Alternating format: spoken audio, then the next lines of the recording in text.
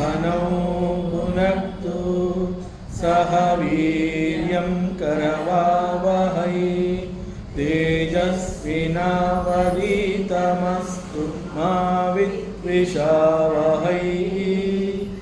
ओम शांति शांति शांति। ಶ್ರೀಕೃಷ್ಣ ಸರ್ವೂ ನಿನ್ನ ಸೇವೆಯಾಗಲಿ ಸ್ವಾಮಿ. ಎಲ್ಲ ಆಧ್ಯಾತ್ಮ ಬಂಧುಗಳಿಗೂ ನಮಸ್ಕಾರ ಮತ್ತು ಶ್ರೀ ಚಿಕ್ಕಲಿಂಗೇಶ್ವರ ಸ್ವಾಮಿ ದೇವಸ್ಥಾನದ ಜ್ಞಾನಯಜ್ಞ ಶಾಲೆಗೆ ಸ್ವಾಗತ. ಧ್ವನಿ ಗುರುದೇವದಾಗಿರಲಿ, ವಿಚಾರ ಪರಮಾತ್ಮನದಾಗಿರಲಿ, ಹಾಗೂ ಇದು ನನ್ನದಲ್ಲದ ಕರ್ಮವಾಗಲಿ. ಕಠೋಪನಿಷತ್. ಮೊದಲಿಗೆ ಪ್ರಾರ್ಥನೆ. ಓಂ ನಮೋ ಭಗವತೆ ವೈವಸ್ವತಾಯ ಮೃತ್ಯುವೇ ಬ್ರಹ್ಮವಿದ್ಯಾಚಾರ್ಯಾಯ ನಚಿಕೇತಸೇ ಚ.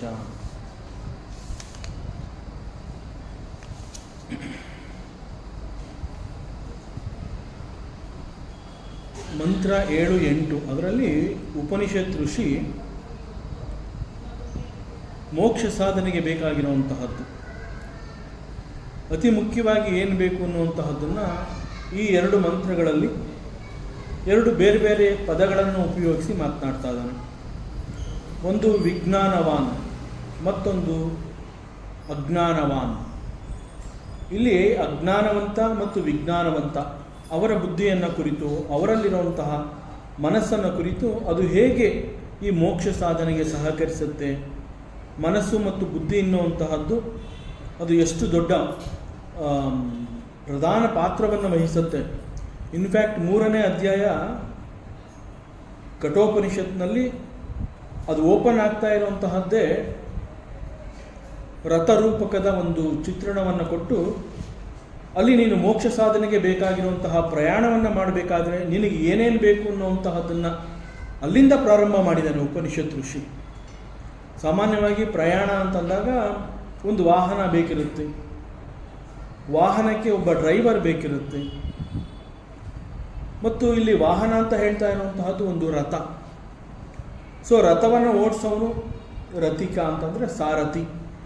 ಸೊ ಸಾರಥಿಯ ಬುದ್ಧಿ ಎಷ್ಟು ತೀಕ್ಷ್ಣವಾಗಿರಬೇಕು ಅಂತಂದರೆ ರಥ ಎಲ್ಲೂ ನಿಲ್ಲಬಾರ್ದು ಮತ್ತು ಯಾವ ಜಾಗವನ್ನು ಅದು ಹೋಗಿ ತಲುಪಬೇಕು ಅಂತಹ ಜಾಗಕ್ಕೆ ಹೋಗಿ ತಲುಪಬೇಕು. ಮತ್ತು ಆ ರಥಕ್ಕೆ ಕಟ್ಟಿರುವಂತಹ ಕುದುರೆಗಳು ಅವುಗಳನ್ನು ಪಳಗಿಸಿರಬೇಕು ಅವನು, ಆ ಸಾರಥಿ.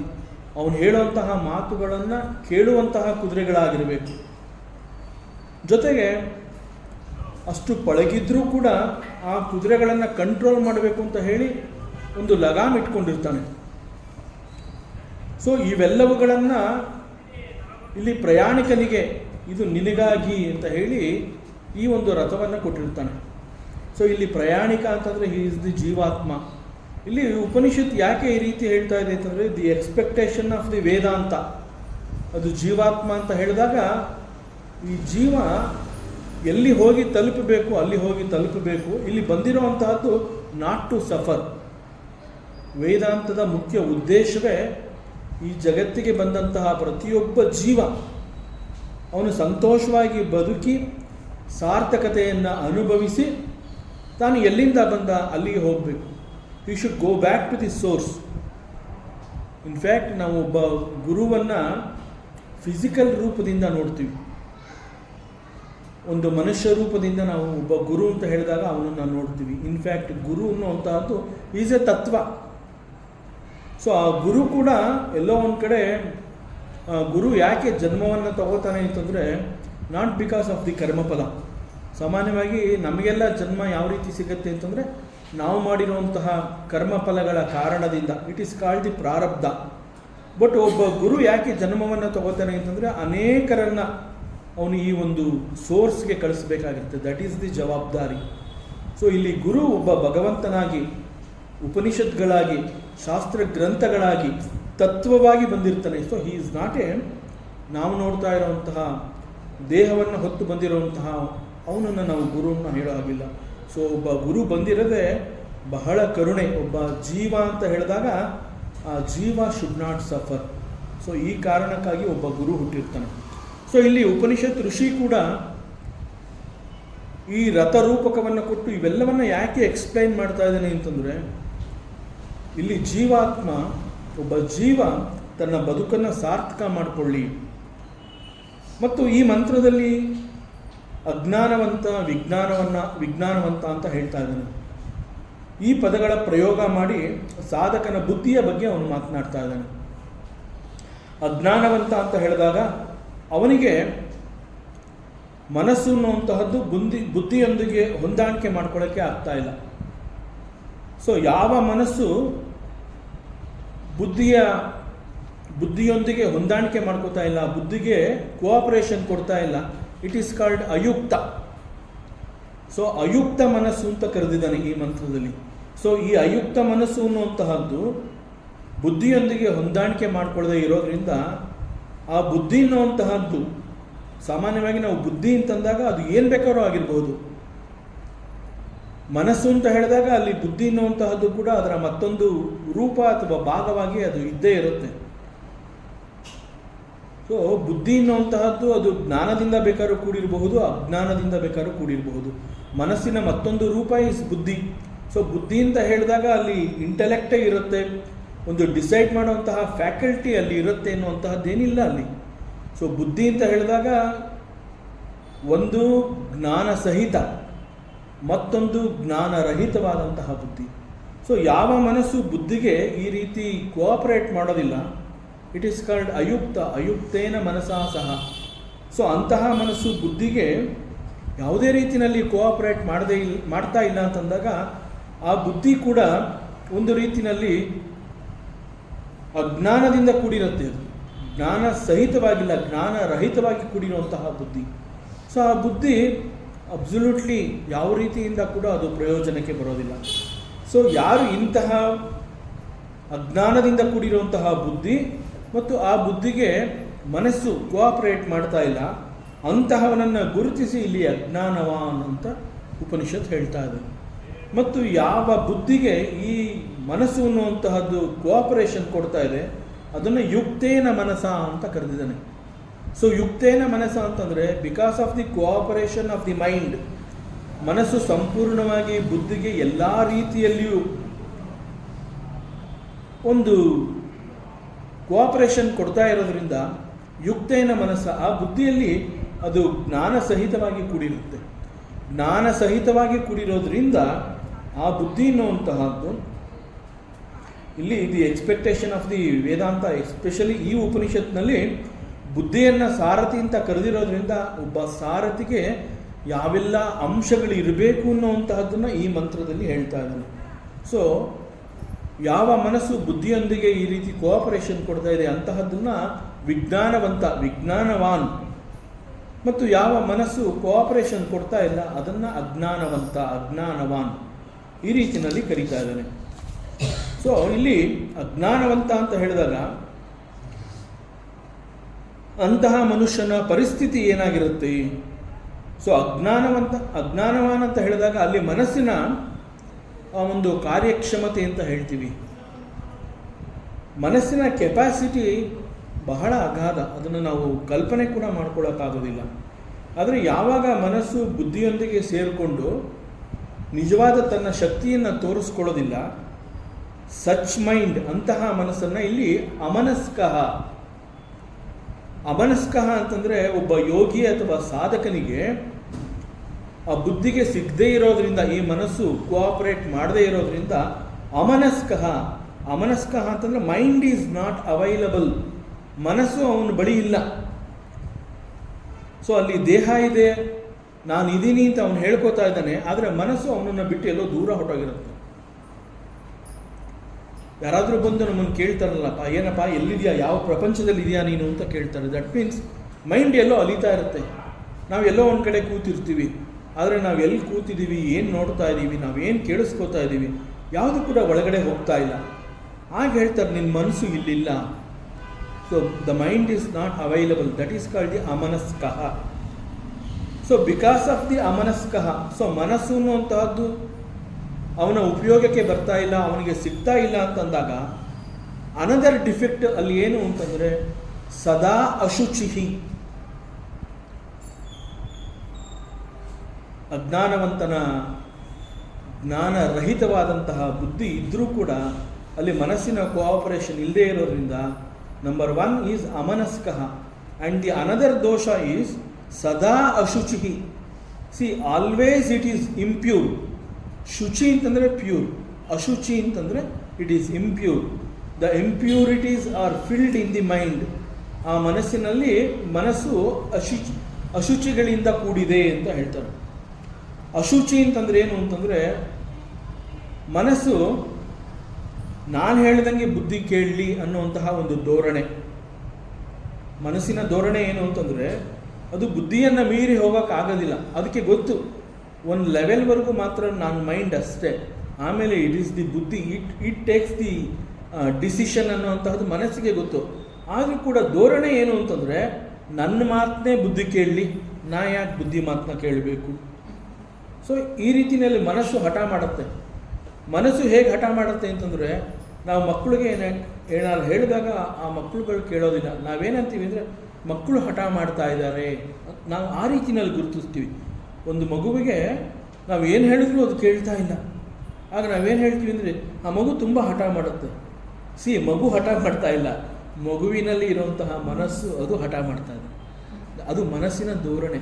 ಅದು ಸೋಲೋದಕ್ಕೆ ಇಷ್ಟಪಡೋದಿಲ್ಲ. ಅದಕ್ಕೆ ಈಗೋ, ಆ ಮನುಷ್ಯನಿಗೆ ಈಗೋ ಎಲ್ಲಿಂದ ಬರುತ್ತೆ ಅಂತಂದರೆ, it is because of the mind. ಅದು ಹೇಳಿಕೊಡುತ್ತೆ ಅಹಂಕಾರವನ್ನು. ಸೊ ಅದರಿಂದ ಅಶುಚಿಹಿ ಅಂತಂದರೆ ಈ ರೀತಿ ಮನಸ್ಸಿನ ಧೋರಣೆ. ಸೊ ನಾನ್ ಯುನೈಟೆಡ್ ಮೈಂಡ್, ಅಯುಕ್ತೇನ ಮನಸ್ಸಾ ಸಹ, ಶಿಸ್ತು ಕಲಿತಿಲ್ಲದಂತಹ ಮನಸ್ಸು. ಸೊ ಮೈಂಡ್ ಈಸ್ ಅಶುಚಿಹಿ, ಸದಾ ಅಶುಚಿಹಿ. ಇಂತಹ ಮನಸ್ಸನ್ನು ಹೊಂದಿರುವಂತಹ ವ್ಯಕ್ತಿಯ ಜೀವನ ಅಥವಾ ಅವನ ಬದುಕು ಹೇಗಿರುತ್ತೆ? ಸಾಮಾನ್ಯವಾಗಿ ಈ ರೀತಿ ಇದ್ದಾಗ ಒಂದು ಉದ್ದೇಶ, ಅದು ಯಾವುದೇ ರೀತಿಯಿಂದ ಇರಲಿ, ಅದು ಲೌಕಿಕವಾಗಿರಲಿ ಅಥವಾ ಆಧ್ಯಾತ್ಮ ಸಾಧನೆ ಅಂತ ಹೇಳಿ, ಸ್ಪಿರಿಚುಯಾಲಿಟಿ ಅಂತ ಹೇಳಿ, ಆ ರೀತಿಯಿಂದ ಕೂಡಿದ್ರೂ ಕೂಡ ಎಲ್ಲೂ ಕೂಡ ಅದು ಆ ಗುರಿಯನ್ನು ಹೋಗಿ ತಲುಪೋದಕ್ಕೆ ಸಾಧ್ಯ ಇಲ್ಲ. It is because of the impurity of the mind. ಆ ಇಂಪ್ಯೂರಿಟಿ ಆಫ್ ದಿ ಮೈಂಡ್ ಅಂತಂದರೆ ಅಲ್ಲಿ ಒಂದು ರೀತಿಯ ಗಿಲ್ಟ್ ಫೀಲಿಂಗ್ ಇರುತ್ತೆ ಮನಸ್ಸಿಗೆ. ಗಿಲ್ಟ್ ಫೀಲಿಂಗ್ ಅಂತಂದರೆ ಏನು ಅಂತಂದರೆ, ಅದು ತನಗೆ ತಾನೇ, ತನ್ನ ಮೇಲೆ ತಾನೇ ಆರೋಪವನ್ನು ಮಾಡಿಕೊಳ್ಳುವಂತಹದ್ದು, ತಪ್ಪಿತಸ್ಥ ಭಾವನೆ ಅಂತ ನಾವು ಹೇಳ್ತೀವಿ. ಅನೇಕ ಸಂದರ್ಭಗಳಲ್ಲಿ ನಾವು ಏನೋ ಒಂದು ಮಾಡ್ತೀವಿ, ಅದನ್ನು ನಾವು ಕರೆಕ್ಟ್ ಮಾಡಬಹುದು, ಬೈ ಚಾನ್ಸ್ ಆಗುತ್ತೆ ನಮ್ಮಿಂದ ಕೂಡ. ಆದರೆ ನಾವು ಯಾವ ರೀತಿ ಕೊರಗ್ತೀವಿ ಅಂತಂದರೆ, ನಾನು ಈ ರೀತಿ ಮಾಡಬಾರ್ದಾಗಿತ್ತು, ತಪ್ಪು ಮಾಡಿಬಿಟ್ನೋ ಏನೂ ಆಗಿಲ್ಲ, it can be corrected immediately, but still ನಾವು ಅದನ್ನು, ಆ ಬೌಂಡ್ರಿ ಬಿಟ್ಟು ನಾವು ಈಚೆ ಬರ್ತಾ ಇಲ್ಲ. ಅಲ್ಲೇ ಮತ್ತೆ ಮತ್ತೆ ಪದೇ ಪದೇ ನಾನು ತಪ್ಪು ಮಾಡಿದ್ದೀನೋ ನನ್ನಿಂದನೇ ತಪ್ಪಾಗಿದೆಯೋ ಆ ತಪ್ಪಿಗೆ ಬೇರೆಯವರು ಕೂಡ ಕಾರಣ ಆಗಿರಬಹುದು, ಪರಿಸ್ಥಿತಿ ಕಾರಣ ಆಗಿರಬಹುದು, ಅನೇಕ ಬೇರೆ ಬೇರೆ, there are so many things, ನಮಗೆ ಗೊತ್ತಿಲ್ಲದೇ ಇರುವಂತಹ ಅನೇಕ ಅಂಶಗಳು. ಅದಕ್ಕೆ ಈಗ ಶಾಂತಿ ಮಂತ್ರ ಹೇಳಬೇಕಾದ್ರೆ 3 ಸಲ ಶಾಂತಿ ಹೇಳ್ತಾರೆ. ಶಾಂತಿ ಶಾಂತಿ ಶಾಂತಿ. Because there are 3 types of ತೊಂದರೆಗಳು, ತಾಪತ್ರಯ, 3 ಟೈಪ್ಸ್ ಆಫ್ ತಾಪಾಸ್. ಸೊ ಅದು ಯಾವ ರೀತಿಯಿಂದ ಬೇಕಾದ್ರೂ ಆಗಬಹುದು. ಸೊ ಇಲ್ಲಿ ಯಾವುದೇ ರೀತಿಯಿಂದ ತೊಂದರೆ ಆದ್ರೂ because of the impurities in the mind, ಅದು ನನ್ನಿಂದನೇ ಆಗಿದೆಯೋ ಆ ರೀತಿಯಲ್ಲಿ ಗಿಲ್ಟ್ ಫೀಲ್ ಮಾಡ್ಕೊಳ್ಳೋದು. ಅಲ್ಲಿ ಗಿಲ್ಟ್ ಫೀಲ್ ಮಾಡ್ಕೊಳ್ಳೋದ್ರಿಂದ ಏನಾಗುತ್ತೆ, ದೇರ್ ಈಸ್ ನೋ ಆತ್ಮವಿಶ್ವಾಸ. ತನ್ನನ್ನು ತಾನೇ ನಂಬೋದಿಲ್ಲ. ಯಾವಾಗ ತನ್ನನ್ನು ತಾನೇ ನಂಬೋದಿಲ್ಲ, ಅದು ಬೇರೆಯವ್ರನ್ನೂ ಕೂಡ ನಂಬೋದಿಲ್ಲ, ಬೇರೆಯವ್ರನ್ನೂ ನಂಬೋದಿಲ್ಲ, ತನ್ನನ್ನು ತಾನು ನಂಬೋದಿಲ್ಲ. ಆಗೇನಾಗತ್ತೆ, ಜೀವನದಲ್ಲಿ ಪ್ರತಿ ಮೌಲ್ಯಗಳೊಂದಿಗೆ ರಾಜಿ ಮಾಡ್ಕೊಳ್ಳುತ್ತೆ. ಪ್ರತಿ ಮೌಲ್ಯ ಅಂತಂದರೆ ಒಂದು ವ್ಯಾಲ್ಯೂಸ್ ಅಂತ ಹೇಳ್ತೀವಿ ನಾವು. ಲೈಫಲ್ಲಿ we have to live with values. ಆ ವ್ಯಾಲ್ಯೂಸ್ಗಳೊಂದಿಗೆ ರಾಜಿ ಮಾಡ್ಕೊಳ್ಳುವಂತಹದ್ದು ಅಂತಂದರೆ, ನಾವು ಒಂದು ದೇವಸ್ಥಾನಕ್ಕೆ ಹೋದಾಗ ಆ ಪೂಜೆ ಶುರು ಆಗೋದಕ್ಕೆ ಮುಂಚೆ ಹೋಗೋಣ ಈಸ್ ಅ ವ್ಯಾಲ್ಯೂ. ಅಲ್ಲಿ ನಿಂತ್ಕೊಂಡು ನಾವು ಪೂಜೆ ನೋಡೋಣ ಹೇಗೆ ಮಾಡ್ತಾರೆ, ನಮಗೋಸ್ಕರ ಅವ್ರು ಪೂಜೆ ಮಾಡ್ತಾರೆ, ಭಕ್ತಾದಿಗಳು ಬರ್ತಾರೆ ಅಂತ ಪೂಜೆ ಮಾಡ್ತಾರೆ. So we have to respect. But ಅಲ್ಲಿ ಏನಾಗುತ್ತೆ, ದಟ್ ಈಸ್ ಮೌಲ್ಯ, ಅದೊಂದು ಬೆಲೆ ಅದು. ಬಟ್ ನಾವು ಆ ವ್ಯಾಲ್ಯೂನ ನಾವೇನು ಮಾಡ್ತೀವಿ, ಧಿಕ್ಕರಿಸ್ತೀವಿ. ಪೂಜೆ ಆಗ್ತಾನೇ ಇರುತ್ತೆ, ಮಂಗಳಾರತಿ ಮಾಡ್ತಾನೇ ಇರ್ತಾರೆ, ಹೋದ್ರಾಯಿತು. ದಿಸ್ ಈಸ್ ಕಾಲ್ಡ್ ಬದುಕಿನಲ್ಲಿ ಪ್ರತಿ ಮೌಲ್ಯಗಳೊಂದಿಗೆ ರಾಜಿ ಮಾಡ್ಕೊಳ್ಳೋದು. ದೇವಸ್ಥಾನಕ್ಕೆ ಹೋಗ್ಬೇಕು ತಾನೆ, ಹೋಗ್ತೀನಿ ಅಷ್ಟೇ. ನಮಸ್ಕಾರ ಮಾಡ್ಬೇಕು ತಾನೆ, ಮಾಡ್ತೀನಿ. ಇದು because of the impurities of the mind. ಮನಸ್ಸಿನಲ್ಲಿ ಇಂತಹ ಅಶುಚಿಗಳು ತುಂಬಿರೋದ್ರಿಂದ ಅದೇನು ಮಾಡುತ್ತೆ, ಪ್ರತಿ ಮೌಲ್ಯ, ಇದು ಒಂದು ಎಕ್ಸಾಂಪಲ್. ಇಂತಹ ಅನೇಕ ಮೌಲ್ಯಗಳು ನಮ್ಮ ಜೀವನದಲ್ಲಿ ಪ್ರತಿನಿತ್ಯ ನಮ್ಮ ಎದುರುಗಡೆ ಸಿಗುತ್ತೆ. ಮನೆಯಲ್ಲಿ ಯಾರೋ ಹಿರಿಯರು ಬರ್ತಾರೆ, ಬಂದ ತಕ್ಷಣ ಅವರಿಗೆ ಕಾಲಿಗೆ ಬಿದ್ದು ನಮಸ್ಕಾರ ಮಾಡುವಂತಹದ್ದು ಒಂದು ಸತ್ಸಂಪ್ರದಾಯ. ಅವತ್ತು ನನಗೆ ಬೈದಿದ್ರು, ನಾ ಯಾಕೆ ಅವ್ರಿಗೆ ನಮಸ್ಕಾರ ಮಾಡಲಿ, ನಾನು ಮಾಡೋದಿಲ್ಲ. ಹೀಗೆ ಪ್ರತಿ ಮೌಲ್ಯಗಳೊಂದಿಗೆ ರಾಜಿ ಮಾಡಿಕೊಳ್ಳುವಂತಹದ್ದು. ವೇದಾಂತ ಇಂತಹದ್ದನ್ನು ಅಮನಸ್ಕಃ ಅಶುಚಿ. ಯಾವಾಗ ಮನಸ್ಸು ಈ ರೀತಿ ಕೂಡಿರುತ್ತೆ, ಆಗ ಮನಸ್ಸಿನಲ್ಲಿ ಕಾಮ, ಕ್ರೋಧ, ಮೋಹ, ಮದ, ಮತ್ಸರ, ಷಡ್ವಿಕಾರಗಳು ಇವೆಲ್ಲ ತುಂಬಿರುತ್ತೆ. ಈ ರೀತಿಯಾದಾಗ ಅಂತಹ ಮನುಷ್ಯ ಏನು ಮಾಡ್ತಾನೆ, he becomes the slave of ಇಂದ್ರಿಯಾಸ್. ಇಂದ್ರಿಯಗಳಿಗೆ ಅವನು ವಶನಾಗಿ ಹೋಗ್ತಾನೆ. ಇಂತಹ ಮಾತುಗಳು ಬಂದಾಗ ನಾವು once again we have to go back and think. ಆ ರಥರೂಪಕವಾದಂತಹ ಚಿತ್ರಣವನ್ನು ಕೊಟ್ಟಿದ್ದಾನಲ್ಲ ಉಪನಿಷತ್ ಋಷಿ, ಅಲ್ಲಿ ಅವನು ಇಂದ್ರಿಯಗಳನ್ನು ಏನು ಮಾಡಿದ್ದಾನೆ, ಕುದುರೆಗಳಿಗೆ ಕಂಪೇರ್ ಮಾಡಿದ್ದಾನೆ. ಕುದುರೆಗಳಿಗೆ ಕಂಪೇರ್ ಮಾಡಿ ಆ ಕುದುರೆಯ ಒಂದು ತುದಿಗೆ, ಆ ಲಗಾಮಿನ ಒಂದು ತುದಿ ಕಟ್ಟಿರ್ತಾನೆ, ಮತ್ತೊಂದು ತುದಿಯನ್ನು ಅವನು ಸಾರಥಿ ಹಿಡ್ಕೊಂಡಿರ್ತಾನೆ. ಇಲ್ಲಿ ಕುದುರೆಗಳು ಅಂತ ಕರೆದಿರೋದು ಇಂದ್ರಿಯಗಳನ್ನು. ಇಂದ್ರಿಯಗಳು ಆ ಸಾರಥಿಯ ವಶದಲ್ಲಿ ಇರಬೇಕು. ಇಲ್ಲಿ ಅಮನಸ್ಕಃ ಅಂತ ಹೇಳಿದಾಗ ಈ ರೀತಿಯ ಮನಸ್ಸು it becomes the slave of the ಇಂದ್ರಿಯಾಸ್. ಆ ಇಂದ್ರಿಯಗಳು ಏನು ಹೇಳುತ್ತೆ ಅವೆಲ್ಲವನ್ನು ಚಾಚು ತಪ್ಪದೆ ಪಾಲಿಸುವಂತಹದ್ದು. ಇಂತಹದ್ದನ್ನು ಏನು ಹೇಳ್ತಾರೆ ಅಂತಂದರೆ, ಒಂದು ಕಡೆ ಅಷ್ಟಾವಕ್ರ ಗೀತೆನಲ್ಲಿ ಜನಕ ಮಹಾರಾಜ ಹೇಳ್ತಾನೆ ಒಂದು ಕಡೆ, ಈ ಮನಸ್ಸು ಅನ್ನುವಂತಹದ್ದು ಯಾವ ರೀತಿ ಇದು ಹಾದಿ ತಪ್ಪತ್ತೆ ಅಂತ. ಸಮುದ್ರದ ಮಧ್ಯದಲ್ಲಿ ಈ ಗಾಳಿ ಜೋರಾಗಿ ಬೀಸಿದಾಗ ಆ ಹಡಗು ಯಾವ ದಿಕ್ಕಿಗೆ ಹೋಗಬೇಕು ಆ ರೀತಿ ಹೋಗೋದಿಲ್ಲ. ಅದು ಈ ಕಡೆಯಿಂದ ಆ ಕಡೆ, ಆ ಕಡೆಯಿಂದ ಈ ಕಡೆಗೆ, ಇತಸ್ತತಃ ಅಂತ ಹೇಳ್ತಾರೆ. ಈ ಕಡೆಯಿಂದ ಆ ಕಡೆಗೆ, ಆ ಕಡೆಯಿಂದ ಈ ಕಡೆಗೆ, ಅದನ್ನು ನಿಯಂತ್ರಣ ಮಾಡೋದಕ್ಕೆ ಬರೋದಿಲ್ಲ, ಅಷ್ಟೊಂದು ಗಾಳಿ ಬೀಸ್ತಾ ಇರುತ್ತೆ. ಅಲ್ಲಿ ಜನಕ ಮಹಾರಾಜ ಹೇಳ್ತಾನೆ, ಆ ಗಾಳಿಯನ್ನು ಮನಸ್ಸಿಗೆ ಕಂಪೇರ್ ಮಾಡ್ತಾನೆ. ಬುದ್ಧಿಯನ್ನು, ಆ ಹಡಗನ್ನು ನಿಲ್ಲಿಸ್ಬೇಕಾದ್ರೆ ಲಂಗರು ಹಾಕೋದು ಅಂತ ಹೇಳ್ತಾರೆ. ಅಂದರೆ ಲಂಗರು ಹಾಕೋದು ಅಂತಂದರೆ ಒಂದು ದೊಡ್ಡ ಕಬ್ಬಿಣದ್ದು ಲಂಗರು ಅಂತ, ಅದನ್ನು ಸಮುದ್ರದಲ್ಲಿ ಬಿಟ್ಟಾಗ ಅದು ಕೆಳಗಡೆ ಹೊರಟೋಗ್ಬಿಡುತ್ತೆ. ಆಗ ಅದರ ಭಾರಕ್ಕೆ ಹಡಗು ಅಲ್ಲಾಡೋದಿಲ್ಲ. ಅದನ್ನು ಬುದ್ಧಿಗೆ ಕಂಪೇರ್ ಮಾಡಿದ್ದಾನೆ. ಇಟ್ ಈಸ್ ಎಕ್ಸಾಕ್ಟ್ಲಿ ಇಲ್ಲೂ ಕೂಡ ಅದೇ ಥರ. ಗಾಳಿ, ಸಮುದ್ರದಲ್ಲಿ ಗಾಳಿ ಎದ್ದಾಗ ಆ ಗಾಳಿಯ ಹೊಡೆತಕ್ಕೆ ಸಿಕ್ಕಿದಂತಹ ಹಡಗಿನ ಪರಿಸ್ಥಿತಿ ಯಾವ ರೀತಿಯಾಗಿರುತ್ತೆ, ಮನಸ್ಸು ಇಂದ್ರಿಯಗಳ ವಶಕ್ಕೆ ಸಿಕ್ಕಿದಾಗ ಮನುಷ್ಯನ ಪರಿಸ್ಥಿತಿ ಆ ರೀತಿಯಾಗಿರುತ್ತೆ.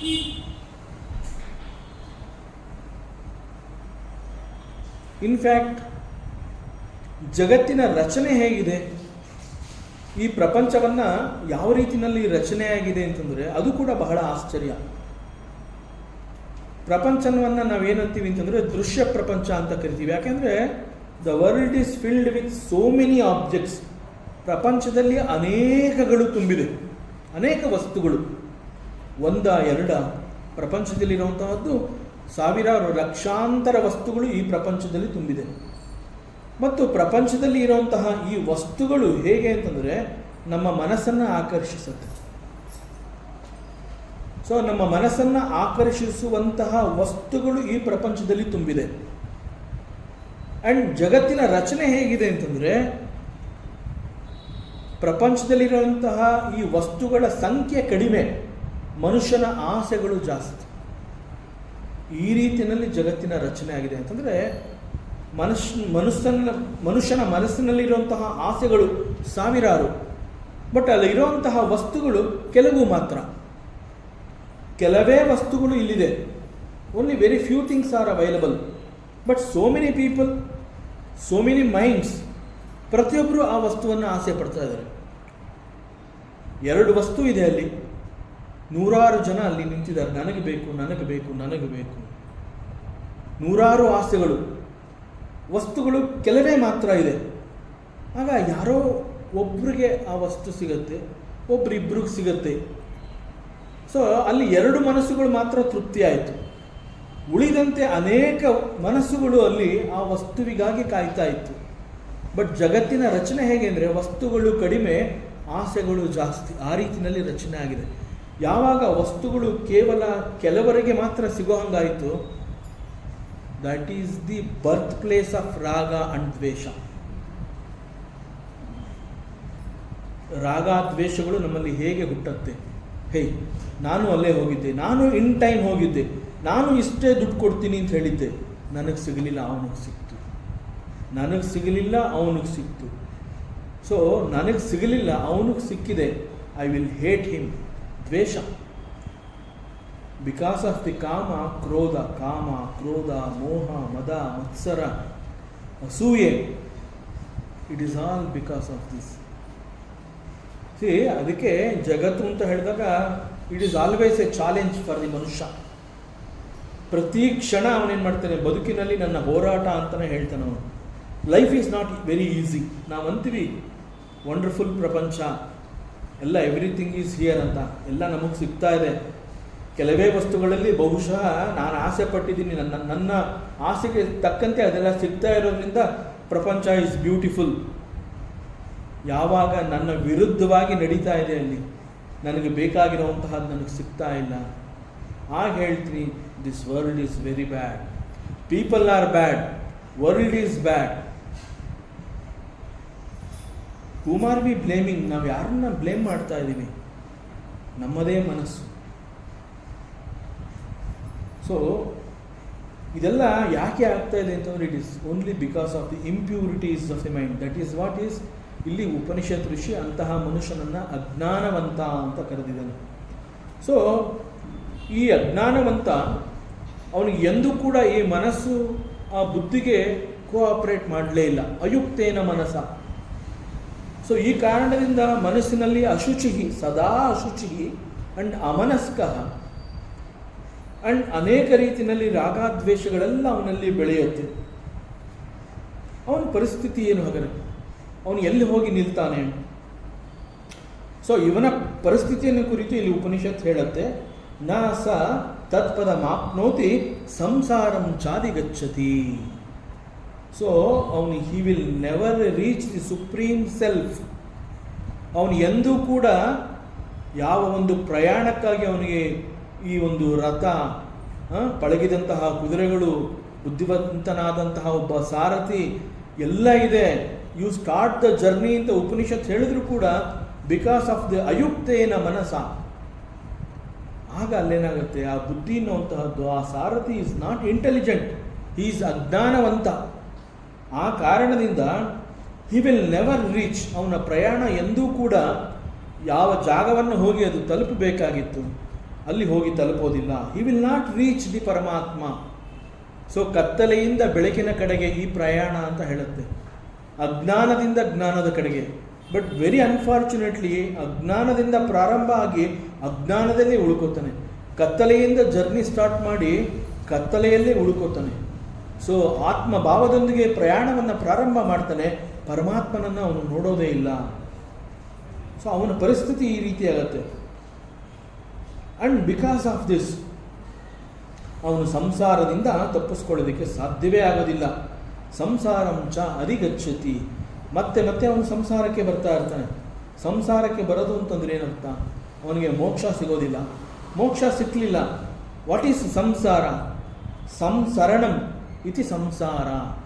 ಸಂಸರಣಂ ಅಂತಂದರೆ ನಿರಂತರವಾಗಿ ಅಲ್ಲಿ ಬದಲಾವಣೆಗಳು ಆಗ್ತದೆ. ಇಲ್ಲಿ ಉಪನಿಷತ್ತು ಈ ಮಂತ್ರದಲ್ಲಿ ಬಹಳ ರಹಸ್ಯವಾಗಿ ಮಾತನಾಡ್ತಾ ಇದೆ. ಇಲ್ಲಿ ಏನು ಹೇಳ್ತಾ ಇದೆ ಅಂತಂದರೆ, ಅವನಿಗೆ because of the impurities of the mind ಅವನು ಜರ್ನಿ ಫಲಪ್ರದವಾಗಲಿಲ್ಲ. ಸೊ ಅವನು he could not reach the supreme self. ಆ ಮೋಕ್ಷ ಪದವಿಯನ್ನು ಅವನು ಹೋಗಿ ತಲುಪಲಿಲ್ಲ. ಮತ್ತು ಅವನು ಏನಾಯಿತು ಅವನ ಪರಿಸ್ಥಿತಿ? ಮತ್ತೆ ಮತ್ತೆ ಅವನು ಸಂಸಾರಂ ಅಧಿಗಚ್ಚತಿ, ಸಂಸಾರಕ್ಕೆ ಬರಬೇಕಾಯಿತು. ಇಲ್ಲಿ ಮತ್ತೆ ಮತ್ತೆ ಸಂಸಾರಕ್ಕೆ ಬರಬೇಕಾಯಿತು. ಮತ್ತು ಇಲ್ಲಿ ಸಂಸಾರ ಅನ್ನುವಂತಹದ್ದನ್ನು ಇಲ್ಲಿ ಈ ಸಂದರ್ಭದಲ್ಲಿ ಇಟ್ ಈಸ್ ಸಂಸರಣಂ. ಸಂಸರಣಂ ಅಂತಂದರೆ ನಿರಂತರವಾಗಿ ಅಲ್ಲಿ ಬದಲಾವಣೆಗಳಾಗ್ತದೆ. ಸೊ ಎಲ್ಲಿ ಬದಲಾವಣೆಗಳಾಗ್ತದೆ ಆ್ಯಂಡ್ ವಾಟ್ ಈಸ್ ಸಂಸಾರ, ಅವನು ಸಂಸಾರಕ್ಕೆ ಮತ್ತೆ ಮತ್ತೆ ಬರ್ತಾ ಇದ್ದಾನೆ ಅಂತಂದರೆ ಇಟ್ ಈಸ್ ನಥಿಂಗ್ ಬಟ್ ಪುನರಪಿ ಜನನಂ. ಬಟ್ ಪುನರಪಿ ಜನನಂ it is okay, but he has to come to this world only ಅಲ್ವಾ. ಅಲ್ಲಿ ಬದಲಾವಣೆಗಳೇನಾಗತ್ತೆ, ಇಲ್ಲಿ ನಿರಂತರ ಸಂಸರಣಂ, ಅನೇಕ ರೀತಿಯ ಬದಲಾವಣೆಗಳು ಆಗ್ತಾನೇ ಇರುತ್ತೆ. ಇದನ್ನು ಹೇಗೆ ಅರ್ಥ ಮಾಡ್ಕೊಳ್ಳೋದು? ಅವನಿಗೆ ಮೋಕ್ಷ ಸಿಗಲಿಲ್ಲ, ಅವನು ಮತ್ತೆ ಹುಟ್ಟಬೇಕಾಯಿತು, ಅದು ಗೊತ್ತಿರೋದೆ. ಪುನರಪಿ ಜನನಂ ಅದು ಗೊತ್ತಿರೋದೆ, ಕರ್ಮಫಲಗಳಿಗೆ ಅನುಸಾರವಾಗಿ ಅವನು ಮತ್ತೆ ಹುಟ್ಟುತ್ತಾನೆ. ಬಟ್ ಇಲ್ಲಿ ಸಂಸರಣಂ ಅಂತಲೇ ಈ ಸಂಸಾರವನ್ನು ಕರೆದಿರೋದ್ರಿಂದ ಅಲ್ಲಿ ಆಗುವಂತಹ ನಿರಂತರವಾದ ಬದಲಾವಣೆಗಳು ಯಾವುದು ಅಲ್ಲಿ? ಅದಕ್ಕೆ ಇಲ್ಲಿ ಏನು ಹೇಳುತ್ತೆ ಅಂತಂದರೆ, ಸಂಸರಣಂ ಅಂತಂದರೆ ಅಲ್ಲಿ ಗುರುತಿಸಿರುವಂತಹ ಬದಲಾವಣೆಗಳು ಯಾವುದು ಅಂತಂದರೆ, ಪ್ರತಿ ಜನ್ಮದಲ್ಲಿ ಒಂದು ಶರೀರದಿಂದ ಮತ್ತೊಂದು ಶರೀರಕ್ಕೆ ಹೋಗ್ತಾನೆ, ಆ ಶರೀರದಿಂದ ಮತ್ತೊಂದು ಶರೀರಕ್ಕೆ ಹೋಗ್ತಾನೆ, ಆ ಶರೀರದಿಂದ ಇನ್ಯಾವುದೋ ಶರೀರಕ್ಕೆ ಬರ್ತಾನೆ, ಒಂದು ಶರೀರದಿಂದ ಈ ಲೋಕವನ್ನು ಪ್ರವೇಶ ಮಾಡ್ತಾನೆ, ಈ ಲೋಕದಿಂದ ಮತ್ತೊಂದು ಲೋಕವನ್ನು ಪ್ರವೇಶ ಮಾಡ್ತಾನೆ, ಆ ಲೋಕದಿಂದ ಇನ್ಯಾವುದೋ ಲೋಕವನ್ನು ಪ್ರವೇಶ ಮಾಡ್ತಾನೆ. ದಟ್ ಮೀನ್ಸ್ ಒಂದು ಸಲ ಅವನಿಗೆ ಜನ್ಮ ಸಿಕ್ಕಿ ಮರಣವನ್ನು ಹೊಂದಿದ್ದಾನೆ ಅಂತಂದರೆ ನಂತರದಲ್ಲಿ ಅವನಿಗೆ ಸಿಗುವಂತಹ ಜನ್ಮದಲ್ಲಿ ಅವನಿಗೆ ಮನುಷ್ಯನ ಶರೀರವೇ ಸಿಗತ್ತೆ ಅನ್ನುವಂತಹದ್ದೇನು ಗ್ಯಾರಂಟಿ ಇಲ್ಲ. ಅದನ್ನು ಇಲ್ಲಿ ಒಂದು ಶರೀರದಿಂದ ಮತ್ತೊಂದು ಶರೀರ. ಸೊ ಹಿ ಮೇ ಗೆಟ್ ಮನುಷ್ಯ ಜನ್ಮ or he may not get the ಮನುಷ್ಯ ಶರೀರ. ಬಟ್ ವೇದಾಂತ ಬಹಳ ಸ್ಪಷ್ಟವಾಗಿ ಹೇಳುತ್ತೆ, moksha is possible only through the human beings, human ಶರೀರ. ಈವನ್ ಕರ್ಮದೇವತೆಗಳು ಅಂತ ನಾವೇನು ಹೇಳ್ತೀವಿ, ಅವರೆಲ್ಲ ಸ್ವರ್ಗದಲ್ಲಿದ್ದಾರೆ, ಉತ್ತಮ ಲೋಕದಲ್ಲಿದ್ದಾರೆ, ದೇವಲೋಕದಲ್ಲಿದ್ದಾರೆ. ಆಲ್ ಆಫ್ ದೆಮ್ ಆರ್ ನಿರಂತರವಾಗಿ ಪ್ರಾರ್ಥನೆ ಮಾಡ್ಕೋತಾ ಇದ್ದಾರೆ, ಒಂದು ಸಲ ನನ್ನನ್ನು ಮತ್ತೆ ಈ ಭೂಮಿನಲ್ಲಿ ಹುಟ್ಟಿಸ್ಬಿಡು ಮನುಷ್ಯನಾಗಿ, ನಾನು ಯಾವ ರೀತಿ ಕರ್ಮ ಮಾಡಬೇಕು ಅದನ್ನ ಮಾಡಿ ನಾನು ನಿನ್ನನ್ನು ಬಂದು ಸೇರ್ತೀನಿ, ನಾನು ಅತಿ ಪುಣ್ಯವನ್ನು ಮಾಡಿ ಈ ದೇವಲೋಕಕ್ಕೋ ಅಥವಾ ಸ್ವರ್ಗಲೋಕಕ್ಕೋ ಬಂದು ಇಲ್ಲಿ ಕರ್ಮದೇವತೆ ಅಂತ ಹೇಳಿ ನಿರಂತರವಾಗಿ ಗಾಳಿ ಬೀಸ್ತಾನೆ ಇರೋದು, ಅಗ್ನಿ ಶಾಖ ಕೊಡ್ತಾನೆ ಇರೋದು, ಬೇಡ ಇದು ಸಾಕು ನನಗೆ. ಈವನ್ ಅವರು ಕೂಡ ಪ್ರಾರ್ಥನೆ ಮಾಡ್ತಾ ಇರ್ತಾರೆ. ಇಲ್ಲಿ ನಾವು ತ್ರೇತಾಯುಗದ ರಾಮಾಯಣವನ್ನು ನಾವು ನೋಡಿದ್ರೆ ಅಲ್ಲಿ 3 types of civilizations are recognized. ಅಲ್ಲಿ ನರ, ವಾನರ, ರಾಕ್ಷಸ, 3 ರೀತಿಯ ಸಿವಿಲೈಸೇಷನ್ ಅಲ್ಲಿ ಇದ್ದಿದ್ದು. ಸೊ ಆಗ ರಾವಣ ಬಹಳ ದೊಡ್ಡ ತಪಸ್ಸು ಮಾಡಿ, ನಾನು ರಾಕ್ಷಸನಾಗಿರೋದ್ರಿಂದ ನನ್ನಲ್ಲಿ ಹೆಚ್ಚು ಶಕ್ತಿ ಇದೆ, ನನಗೆ ದೇವತೆಗಳಿಂದಾಗಲಿ ಅಥವಾ ಬೇರೆ ಈ ರಾಕ್ಷಸರಿಂದಾಗಲಿ ನನಗೆ ಸಾವು ಬರಬಾರ್ದು. ಬಟ್ ಅಲ್ಲಿ ಅವನೇನು ಮಾಡ್ತಾನೆ, ಇಂತಹ ವರವನ್ನು ಕೇಳಬೇಕಾದ್ರೆ ಅವನು ಮನುಷ್ಯ ಆಗಲಿ ಅಥವಾ ವಾನರ ಆಗಲಿ ನನಗೇನು ಮಾಡ್ತಾರೆ, ದೇವತೆಗಳೇ ನನ್ನನ್ನು ಸಾಯಿಸೋಕ್ಕಾಗಲಿಲ್ಲ ಅಂತಂದಮೇಲೆ ಮನುಷ್ಯನ ಬಗ್ಗೆ ನಾ ಯಾಕೆ ಮುಂದೆ ಹೋಗಿ ಈ ರೀತಿ ಕೇಳಿಕೊಳ್ಳಿ? ಅವನು ಸ್ಪೆಸಿಫಿಕ್ಕಾಗಿ ಕೇಳೋದೇ ಇಲ್ಲ. ಬಟ್ ಅವನು ಪ್ರಾಬ್ಲಮ್ ಸ್ಟಾರ್ಟ್ ಆಗಿದ್ದೆ ಬಿಕಾಸ್ ಆಫ್ ದಿ ನರ ಆ್ಯಂಡ್ ವಾನರ.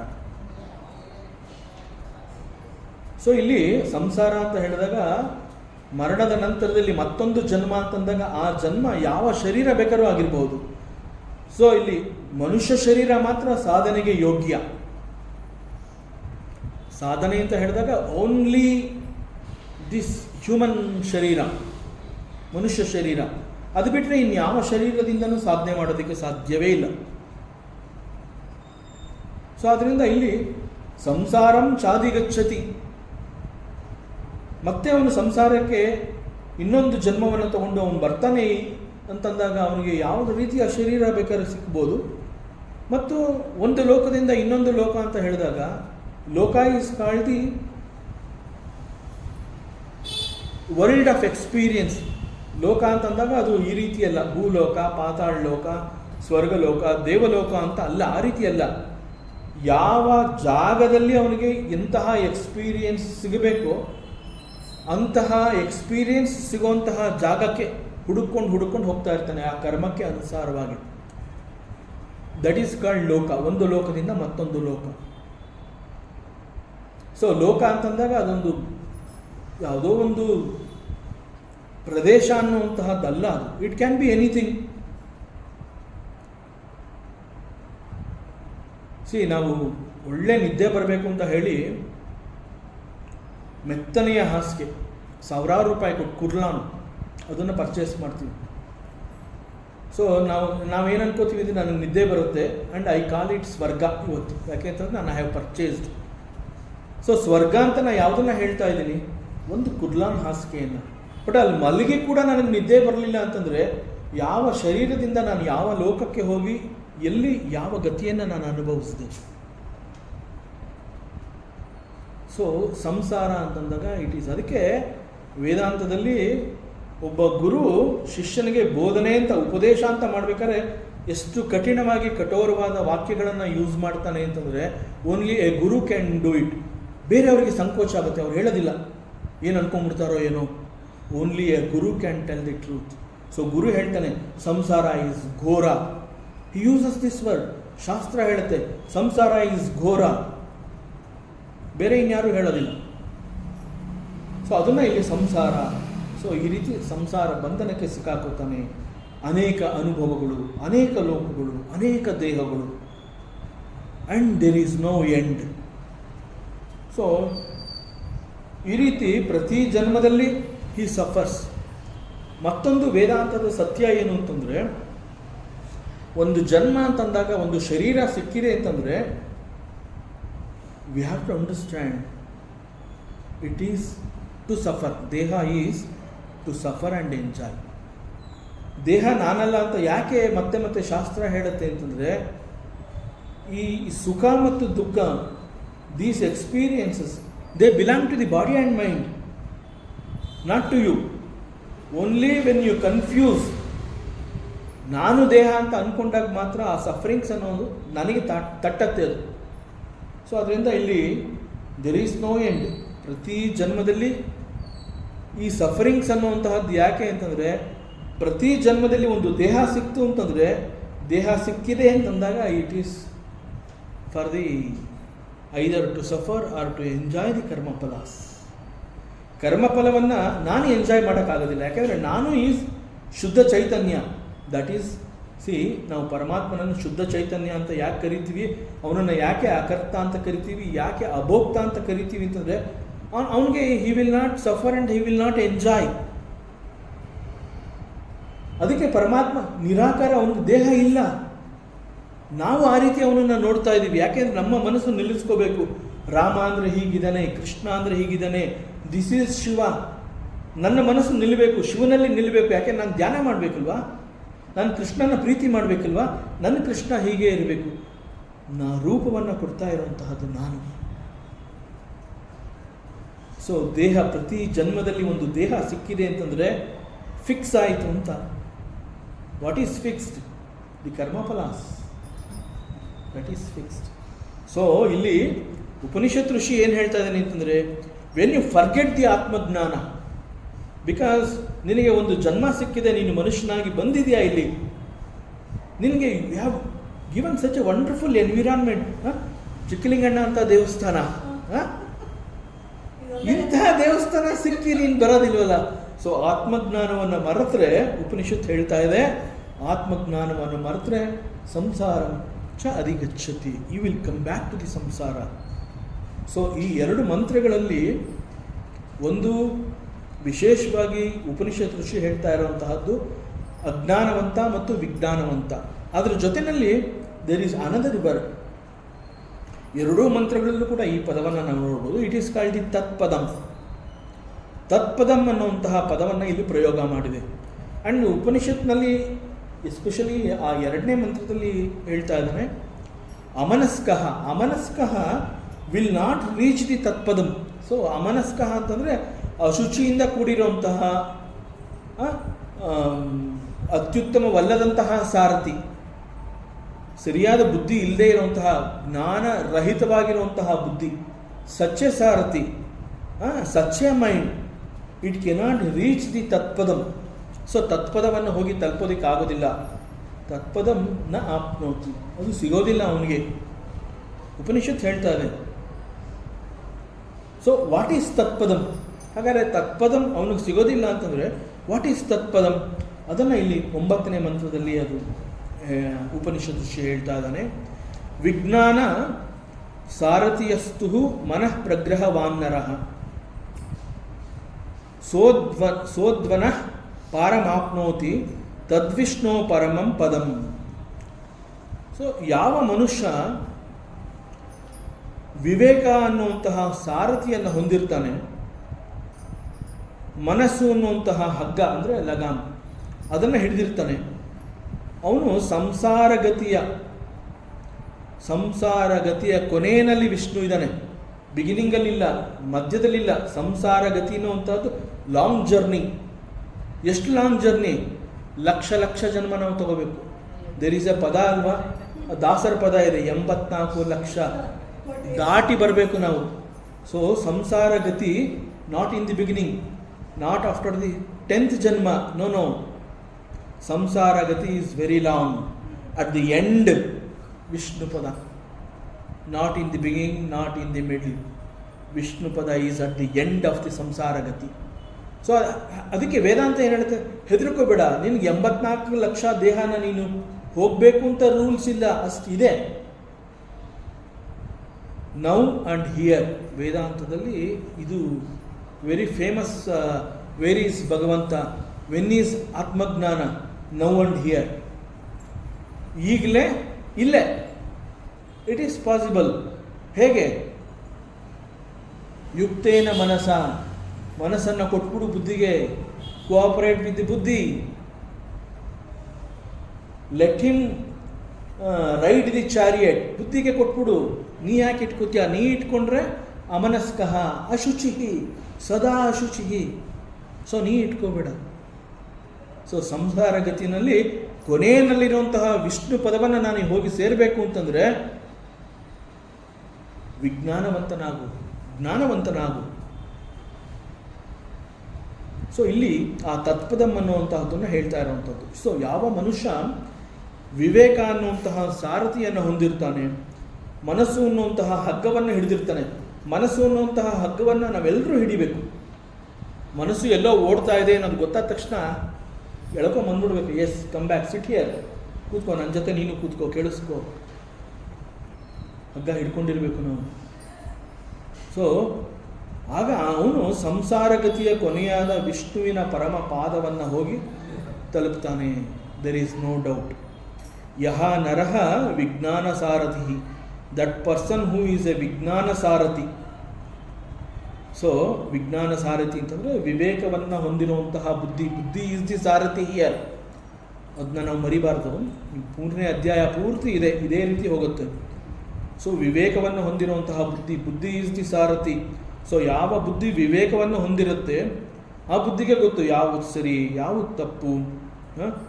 ಮತ್ತು ಸಾರಥಿ ಅಂತ ಹೇಳಿದಾಗ, ಸಾರಥಿ ಅಂತಂದರೆ ನಮ್ಮನ್ನು ಮುನ್ನಡೆಸುವವನು. ಇದು ಉಪನಿಷತ್ ಮಂತ್ರ ಹೇಳ್ತಾ ಇದೆ. ಬಟ್ ನಿಜವಾದ ಅರ್ಥದಲ್ಲಿ ಬುದ್ಧಿಯನ್ನು ಸಾರಥಿ ಅಂತ ಯಾಕೆ ಕರೆದಿದ್ದೀವಿ ಅಂತಂದರೆ, ಆ ಬುದ್ಧಿ ಅನ್ನುವಂತಹದ್ದು ನಮ್ಮನ್ನ ಎಲ್ಲಿಗೆ ಕರ್ಕೊಂಡು ಹೋಗ್ತಾನೆ ಅಂತಂದರೆ ನಮ್ಮ ವಿಕಾಸ, ಆತ್ಮೋದ್ಧಾರ, ಆತ್ಮದ ಉದ್ಧಾರ ಅಂತಂದ್ರೆ ಏನು? ಧರಿಸು. ಅಂತಂದರೆ ಮೇಲ್ಗಡೆ, ಮೇಲ್ಮುಖವಾಗಿ ನಾವು ಹೋಗಬೇಕು. ಅದಕ್ಕೆ ದೇವಲೋಕ ಅಂತಂದಾಗ ನಾವು ಮೇಲ್ಗಡೆ ಕೈ ತೋರಿಸ್ತೀವಿ, ಸ್ವರ್ಗ ಅಂದರೆ ಮೇಲ್ಗಡೆ ಕೈ ತೋರಿಸ್ತೀವಿ, ವೈಕುಂಠ ಅಂತಂದರೆ ಇನ್ನೂ ಎಷ್ಟು ಮುಂದೆ ನಮ್ಮ ಕೈ ಚಾಚಿಸ್ಬೋದು ಅಲ್ಲಿ. ಯಾಕೆ? ಉತ್ತಮ ಲೋಕಗಳು. ಅಂತಂದರೆ ಎತ್ತರ. ಸೊ ಆತ್ಮವನ್ನು ಉತ್ತರಿಸುವುದಕ್ಕೆ, ದಟ್ ಈಸ್ ಉದ್ಧಾರ. ಸೊ ಬುದ್ಧಿಯ ಕೈಗೆ ನಾವು ನಮ್ಮ ಮನಸ್ಸನ್ನು ಕೊಟ್ಬಿಟ್ಟು ಯು ಬಿಕಮ್ ದಿ ಡ್ರೈವರ್ ಅಂತ ಹೇಳಿದ್ರೆ, ದಟ್ ಬುದ್ಧಿ ವಿವೇಕಭರಿತವಾಗಿ ಜ್ಞಾನ ಸಹಿತವಾಗಿ ಇರೋದ್ರಿಂದ ಆತ್ಮವನ್ನು ಉದ್ಧಾರ ಮಾಡುವಂತಹ ಪ್ರಯಾಣವನ್ನು ಮಾಡಿಸುತ್ತದೆ. ಸೊ ಆತ್ಮದ ಉದ್ಧಾರವನ್ನು ಕುರಿತು ಹೇಳ್ತಾ ಇರುವಂತಹ ಮಂತ್ರ ಇದು. ಮೇಲ್ಮುಖವಾಗಿ ನಮ್ಮ ಪ್ರಯಾಣ ಪ್ರಾರಂಭ ಆಗುತ್ತೆ. ಸೊ ಪ್ರಯಾಣದ ಉದ್ದೇಶ ಈ ಒಂದು ಪರಮಪದ ವಿಷ್ಣುವಿನ ಪದವನ್ನು ಹೋಗಿ ಮುಟ್ಟುವಂತಹದ್ದು. ಆ್ಯಂಡ್ ಇಟ್ ಈಸ್ ಕಾಲ್ಡ್ ಬ್ರಹ್ಮಪದ, ವಿಷ್ಣುಪದ, ವೈಕುಂಠ, ಮೋಕ್ಷ ಪದವಿ, ಮುಕ್ತಿ, ಅನೇಕ ರೀತಿಯಲ್ಲಿ ಬಿಡುಗಡೆ, ಹೀಗೆ ಅನೇಕ ರೀತಿಯಲ್ಲಿ ಇದನ್ನು ಕರೀತಾರೆ. ಆ್ಯಂಡ್ ಇಂತಹ ಜಾಗಕ್ಕೆ ಒಂದ್ಸಲಿ ಹೋದರೆ ಅದು ಮೋಕ್ಷ ಆಗಿರಬಹುದು, ವೈಕುಂಠ ಆಗಿರಬಹುದು, ಮುಕ್ತಿಯ ಪಥ ಆಗಿರಬಹುದು, ಮುಕ್ತಿಯ ಪದವಿ ಆಗಿರಬಹುದು. ಅಂಥ ಕಡೆ ಹೋದರೆ ನಾವು ಮತ್ತೆ ಹಿಂತಿರುಗಿ ಬರುವಂತಹ ಅವಶ್ಯಕತೆ ಇಲ್ಲ. ಪರಮಾತ್ಮ ಗೀತೆಯಲ್ಲಿ ಇದನ್ನು ಕುರಿತು ಏನು ಹೇಳ್ತಾನೆ ಅಂತಂದರೆ, ಯದ್ಗತ್ವಾನ ಅನಿವರ್ತಂತೆ ತದ್ದಾಮ ಪರಮಂ ಪದಂ. ಪರಮಾತ್ಮ ಶ್ರೀಕೃಷ್ಣ ಕೂಡ ಅದೇ ಹೇಳ್ತಾನೆ, ಯಾವ ಜಾಗಕ್ಕೆ ನೀನು ಹೋದರೆ ಮತ್ತೆ ನೀನು ಹಿಂತಿರುಗಿ ಬರುವಂತಹ ಅವಶ್ಯಕತೆ ಇಲ್ಲ. You need not come back. ಯಾವ ಜಾಗಕ್ಕೆ ನೀನು ಹೋಗ್ತೀಯ, ನೀನು ಮತ್ತೆ ಇಲ್ಲಿ ಬರಬೇಕಾಗಿಲ್ಲ. ಸೊ ದಟ್ ಜಾಗ ಇಸ್ ಕಾಲ್ಡ್ ಎ ಪರಮಪದ. Journey ends there, it stops. ಪ್ರಯಾಣ ಕೊನೆ, ಮತ್ತೆ ಇನ್ನು ಪ್ರಯಾಣ ಮಾಡುವಂತಹ ಅವಶ್ಯಕತೆ ಇಲ್ಲ. So that should be the goal of all human beings. ನಾವೆಲ್ಲ ಮನುಷ್ಯರುಗಳು, ನಾವು ಯಾಕೆ ಇಲ್ಲಿ ನಮಗೆ ಮನುಷ್ಯ ಜನ್ಮ ಸಿಕ್ಕಿದೆ, ನಾವು ಎಷ್ಟು ಚೆನ್ನಾಗಿ ಆಲೋಚನೆಗಳನ್ನ ಮಾಡ್ತೀವಿ ಅಂತಂದರೆ ಒಳ್ಳೆಯ ಮನಸ್ಸು ನಮ್ಮಲ್ಲಿ ಇದೆ. ಸೊ ಒಳ್ಳೆ ಬುದ್ಧಿ ಇಟ್ಕೋಬೇಕು ಅನ್ನುವಂತಹ ಅದು ಕೂಡ ನಮಗೆ ಆ ಒಂದು ಫ್ಯಾಕಲ್ಟಿ ಕೂಡ ಇಟ್ ಈಸ್ ವರ್ಕಿಂಗ್ ಫ್ಯಾಂಟಾಸ್ಟಿಕ್ಲಿ. ಇಷ್ಟೆಲ್ಲ ಪ್ಲಸ್ ಪಾಯಿಂಟ್ಸ್ ನಮಗಿದೆ. You have got everything, it is easy for us. So ಇಲ್ಲಿ ಉಪನಿಷತ್ ಏನು ಹೇಳುತ್ತೆ ಅಂತಂದರೆ, it should be the goal of every human being. ಪ್ರತಿಯೊಬ್ಬ ಮನುಷ್ಯನ ಅತಿ ಮುಖ್ಯವಾದ ಉದ್ದೇಶ ಮತ್ತು ಗುರಿ ಏನು ಅಂತಂದರೆ ಈ ರೀತಿ ಪರಮ ಪದವನ್ನು ಹೋಗಿ ತಲುಪುವಂತಹದ್ದು. ಸೊ ಮನುಷ್ಯನಾಗಿ ಹುಟ್ಟಿದಾನೆ ಅಂತಂದಮೇಲೆ this should be the uddesha. ಅದರಿಂದ ಇಲ್ಲಿ ಬರ್ತ್ ಅಂತ ಹೇಳಿದಾಗ birth is set to be a samsara. ಅವನು ಮತ್ತೆ ಹುಟ್ಟಿದಾನೆ ಅಂತಂದರೆ ಸಂಸಾರಕ್ಕೆ ಬಂದ ಅಂತಲೇ ಹೇಳ್ತಾರೆ. ಬಟ್ ಇಲ್ಲಿ ಬಂದು ಸಂಸಾರದಲ್ಲಿ ಇದ್ದುಕೊಂಡು ಸಂಸಾರಕ್ಕೆ ಅಂಟಿಕೊಳ್ಳದೆ ಆ ಒಂದು ಯೋಗವನ್ನು ಪಡ್ಕೊಳ್ಳುವಂತಹದ್ದು. ಇಲ್ಲಿ ಹುಟ್ಟಬೇಕು, ಸಂಸಾರಕ್ಕೆ ಬರಬೇಕು, ಆದರೆ ಸಂಸಾರಕ್ಕೆ ಅಂಟ್ಕೋಬಾರ್ದು. ಸಂಸಾರಕ್ಕೆ ಅಂಟಿಕೊಳ್ಳದಂತಹ ಯೋಗ, ಅದನ್ನು ನಾವು ಪಡಿಬೋದು. Is it possible? ಸಾಧ್ಯನಾ? Very possible. ಹೇಗೆ ಅಂತಂದರೆ it is the Krishna, Srikrishna. ಅವನ ಅವತಾರ ಮನುಷ್ಯನಾಗಿ ಹುಟ್ಟುತ್ತಾನೆ, ಸಂಸಾರದಲ್ಲಿ ಸಿಕ್ಕಾಕೋತಾನೆ. ಅವನಿಗೆ ಎಷ್ಟು 108 ಟಾಸ್ಕ್ಗಳು, ಒಂದಾದ್ಮೇಲೆ ಒಂದು. ಹುಟ್ಟುತ್ತಾ ಇದ್ದಾಗಲೇ ಓಡಿ ಬರ್ತಾಳೆ ಪೂತಿನಿ. ಎಷ್ಟು ಜನಗಳಿಂದ ತಪ್ಪಿಸ್ಕೋಬೇಕು, ಎಷ್ಟೆಲ್ಲ ಟಾಸ್ಕ್ಗಳನ್ನ ಎದುರಿಸಬೇಕು. ಅವನ ಸಂಸಾರ ಏನು ಕಡಿಮೆನಾ?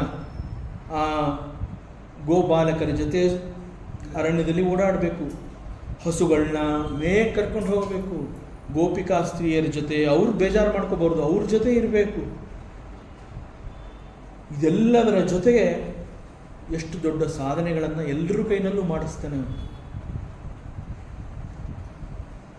ಈವನ್ ಕೃಷ್ಣಾವತಾರದಲ್ಲೂ ಕೂಡ ಬೇರೆ ಬೇರೆ ಲೋಕದಲ್ಲಿದ್ದಂತಹ ಅನೇಕ ದೇವತೆಗಳು ಕೃಷ್ಣ ಹುಟ್ಟಬೇಕಾದ್ರೆ ನಾವು ಕೂಡ ಹುಟ್ಟು ಬರ್ತೀವಿ. ಅನೇಕಗಳು ಮರ ಗಿಡಗಳಾಗಿ ಹುಟ್ಟತ್ವೆ, ಈ ಜಾಗದಲ್ಲಿ ಕೃಷ್ಣ ಓಡಾಡ್ತಾನೆ. ಅನೇಕಗಳು ಹಸುಗಳಾಗಿ ಬರುತ್ತವೆ, ಕರುಗಳಾಗಿ ಹುಟ್ಟತ್ವೆ. ಕೃಷ್ಣ ನನ್ನ ಮೈ ನೇವೇರಿಸ್ತಾನೆ. ಗೋಪಿಕಾ ಸ್ತ್ರೀಯರುಗಳು, ಗೋಪಾಲಕರು, ನಾವೆಲ್ಲ ಫ್ರೆಂಡ್ಸಪ್ಪ, ನಿನ್ನ ಜೊತೆ ಆಟ ಆಡೋದಕ್ಕೆ ನಾವು ಬರ್ತೀವಿ. So wonderful. ಅಂತಹ ಜನ್ಮ ನಮಗೆ ಸಿಕ್ಕಿದೆ ಅಂತಂದಾಗ we have to make use of this janma. So ಇಂತಹ ಉದ್ದೇಶ ಶುಡ್ ಬಿ ಅವರ್ ಪ್ರೈಮರಿ ಉದ್ದೇಶ. ಬರ್ತನ್ನೋಂತಹದ್ದನ್ನು ಜನ್ಮ ಅಂತ ಹೇಳಿದಾಗ ಅದನ್ನು ಸಂಸಾರ ಅಂತ ಕರೆದ್ರೂ ಕೂಡ ಆ ಸಂಸಾರದಲ್ಲಿ there is A possibility. So ಸಂಸಾರ ಅಂತಂದರೆ ಅದು ಕೇವಲ ಸಫರಿಂಗ್ಸ್ ಮಾತ್ರ ಅಲ್ಲ. ನೀ ಅಂಟ್ಕೊಂಡ್ರೆ ಸಫರಿಂಗ್ಸು, ಅಂಟ್ಕೊಳ್ಳದೆ ಹೋದರೆ ಯೋಗ. ಸೊ ನೀನು ಯೋಗವನ್ನು ಸಂಪಾದಿಸು. ಸೊ ಇವುಗಳಿಂದ ತಪ್ಪಿಸ್ಕೋಬೇಕು ಅಂತಂದರೆ ಯು ಶುಡ್ ಹ್ಯಾವ್ ಎ ವಿಜ್ಞಾನ ಸಾರಥಿ. ನಿನ್ನ ಡ್ರೈವರ್, ನಿನ್ನ ಸಾರಥಿ ಯಾರು ಅಂತಂದರೆ ಆ ಬುದ್ಧಿ, ಜ್ಞಾನ ಸಹಿತವಾದಂತಹ ಬುದ್ಧಿ. ನಾವು ಕೇಳ್ಕೋಬೇಕು, ಪರಮಾತ್ಮ ನೀನೇ ನನ್ನ ಸಾರಥಿ ಅಂತಲೇ ಕೇಳ್ಕೋಬೇಕು. ನನ್ನನ್ನು ಉದ್ಧಾರ ಮಾಡು, ನನ್ನ ರಥವನ್ನು ನೀನು ಓಡಿಸು, ನೀ ಎಲ್ಲಿ ಕರ್ಕೊಂಡು ಹೋಗ್ತೀಯ, ನನಗೆ ನಿನ್ನ ಮೇಲೆ ನಂಬಿಕೆ ಇದೆ. ಸೊ ನನಗೂ ನೀನೇ ಸಾರಥಿ ಆಗಪ್ಪ. That should be our prayer. ಯಾಕೆಂದರೆ ನಮ್ಮನ್ನು ಪ್ರಯಾಣಿಕ ಅಂತ ಕರೆದಿದ್ದಾನೆ, ನಮ್ಮನ್ನು ಜೀವಾತ್ಮ ಅಂತ ಕರೆದಿದ್ದಾನೆ. ಅರ್ಜುನ ಈಸ್ ಅ ಜೀವ. ಅರ್ಜುನನ್ನ ಉದ್ಧಾರ ಮಾಡಿದ್ದು ಕೃಷ್ಣ. ಅರ್ಜುನನ ರಥಕ್ಕೆ ಮಾತ್ರ ನೀನು ಸಾರಥಿ, ನಮ್ಮೆಲ್ರಿಗೂ ನೀನೇ ಸಾರಥಿ. ಸೊ ನಮ್ಮೆಲ್ರಿಗೂ ನೀನೇ ಸಾರಥಿ ಆಗಬೇಕು ಅನ್ನುವಂಥದ್ದು ಆ ಸಿಂಬಾಲಿಕ್ ಮೀನಿಂಗ್. ಇಲ್ಲಿ ಉಪನಿಷತ್ತು ಏನು ಹೇಳುತ್ತೆ ಅಂತಂದರೆ, ಕೃಷ್ಣನೇ ಬರೋಕ್ಕಾಗೋದಿಲ್ಲಪ್ಪ, ನಿನಗೆ ಬುದ್ಧಿ ಅಂತ ಒಂದು ಕೊಟ್ಟಿದ್ದೀನಿ, ದಟ್ ಈಸ್ ಕೃಷ್ಣ. ಆ ಬುದ್ಧಿಯ ಕೈಗೆ ನಿನ್ನ ಮನಸ್ಸು ಆ ಅಶುಚಿ ಆಗೋದಕ್ಕೆ ಮುಂಚೆ ಕೊಟ್ಬಿಡು. Give your 100% cooperation to that ಬುದ್ಧಿ, ಬಿಕಾಸ್ ಹೀ ಈಸ್ ಕೃಷ್ಣ ಪರಮಾತ್ಮ. Why do you look him as just ಬುದ್ಧಿ ಅಂತ ಯಾಕೆ ಅನ್ಕೋತೀಯ? ಹೀ ಈಸ್ ಪರಮಾತ್ಮ. ಪ್ರತಿ ಬಾರಿ ಕೃಷ್ಣ, ನಾನು ಅದೇ ಥರ ಕೊಳಲ್ಲಿ ಇಟ್ಕೊಂಡು ಬರಲ್ಲ, ನವಿಲ್ಗರಿ ಇಟ್ಕೊಂಡು ಬರಲ್ಲ, ಬುದ್ಧಿ ಅಂತ ಬರ್ತೀನಪ್ಪ ನಾನು ನಿನ್ನ ಹತ್ರ. Give me your mind. He is ready. Now we have to give our mind to him. Now we should select him as our sarathi. So ಇಂತಹ ಮನುಷ್ಯನ ಮತ್ತೊಂದು ಗುಣ ಅಂತಂದರೆ ಪ್ರಗ್ರಹವಾನ್ ಮನಃ. So he will have the full control of the mind. ಸಂಪೂರ್ಣವಾಗಿ ಮನಸ್ಸನ್ನು ಹಿಡಿದು ನಿಲ್ಲಿಸ್ಕೋಬೇಕಾದ್ರೆ ಮುಖ್ಯವಾಗಿ ಬೇಕಾಗಿರುವಂತಹ ಲಗಾಮು ಅಂತಂದರೆ ಆ ಮನಸ್ಸನ್ನು ಕಂಟ್ರೋಲ್ ಮಾಡೋದಕ್ಕೆ ಬೇಕದು ಲಗಾಮು. ಸೊ ದಿನನಿತ್ಯದಲ್ಲಿ ನಮ್ಮ ಇನ್ಫ್ಯಾಕ್ಟ್ ಸಾಧನೆ ಅಂತ ಹೇಳಿದಾಗ ಆ ಮನಸ್ಸನ್ನು ನಿಲ್ಲಿಸ್ಕೋಬೇಕು ಅಂತಂದರೆ ನನ್ನ ಮನಸ್ಸಿಗೆ ಯಾವ ತುದಿಗೆ ನಾನು ಲಗಾಮ್ ಕಟ್ಟಿ ಇನ್ನೊಂದು ತುದಿನ ಇಟ್ಕೊಳ್ಳಿ, ಒಳ್ಳೆಯ ಆಲೋಚನೆಗಳನ್ನು ಮನಸ್ಸಿನಲ್ಲಿ ಹುಟ್ಟು ಹಾಕೊಳ್ಳಿ. We have to entertain the good thoughts. ಈಗ ನಾವು ಸುಮ್ಮನೆ ಕೂತಿದ್ದಾಗ ನಮಗೆಲ್ಲ ಗೊತ್ತು ಏನೆಲ್ಲ ಯೋಚನೆಗಳು ನನ್ನ ಮನಸ್ಸಿನಲ್ಲಿ ಬರ್ತಾ ಇದೆ ಅನ್ನೋದು ನಾವೇನು ಹೇಳ್ಕೋಬೇಕಾಗಿಲ್ಲ, ನಮ್ಗೆ ಗೊತ್ತು ಏನು ಬರ್ತಾ ಇದೆ, ಈ ಕ್ಷಣದಲ್ಲಿ ಏನು ಯೋಚನೆ ಇದೆ ಅನ್ನೋದು ನನಗೆ ಗೊತ್ತು. ಟು ದಟ್ ಎಕ್ಸ್ಟೆಂಟ್ ನಮ್ಮಲ್ಲಿ ವಿವೇಕ ಇದೆ. ಯಾವ ಆಲೋಚನೆ ಈ ಕ್ಷಣದಲ್ಲಿ ನನ್ನ ಮನಸ್ಸಿನಲ್ಲಿದೆ ಅನ್ನುವಂತಹದ್ದು ನನಗೆ ಗೊತ್ತು. ಬೇರೆಯವ್ರ ಮನಸ್ಸಿನಲ್ಲಿ ಏನಾಗ್ತದೆ ನನಗೆ ಗೊತ್ತಿಲ್ಲ. ನನ್ನ ಮನಸ್ಸಿನಲ್ಲಿ ಯಾವ ಆಲೋಚನೆ ಬರ್ತಾ ಇದೆ ಅನ್ನೋದು ನನಗೆ ಗೊತ್ತು. ಒಂದು ವೇಳೆ ಬರ್ತಾ ಇರುವಂತಹ ಆ ಆಲೋಚನೆ ಸರಿ ಇಲ್ಲ ಅಂತಂದರೆ we should not entertain that thought. ಆ ಕ್ಷಣದಲ್ಲಿ ಇಲ್ಲ, ಯು ಗೋ ಬ್ಯಾಕ್, ನನಗೆ ನೀನು ಬೇಡ. ಸೊ ಬರ್ತಾ ಇರುವಂತಹ ಆಲೋಚನೆ ಒಳ್ಳೆಯದಾಗಿದೆ, ಯು ಎಂಟರ್ಟೈನ್, ಅದನ್ನು ನೀನು ಸ್ವಾಗತಿಸು. See that is how we have to train our mind. So ಲಗಾಮು ಅಂತಂದರೆ ನಾವು ಹಗ್ಗಾನೇ ಹಿಡ್ಕೋಬೇಕು ಅಂತೇನಿಲ್ಲ. ಮನಸ್ಸಿನಲ್ಲಿ ಬರುವಂತಹ ಆಲೋಚನೆಗಳು ಉತ್ತಮವಾಗಿದೆ ಅನ್ನೋವಂತಹದನ್ನು ನಾವು ಗುರುತಿಸಿದ್ರೆ ಸಾಕು. That itself is the ಲಗಾಮು.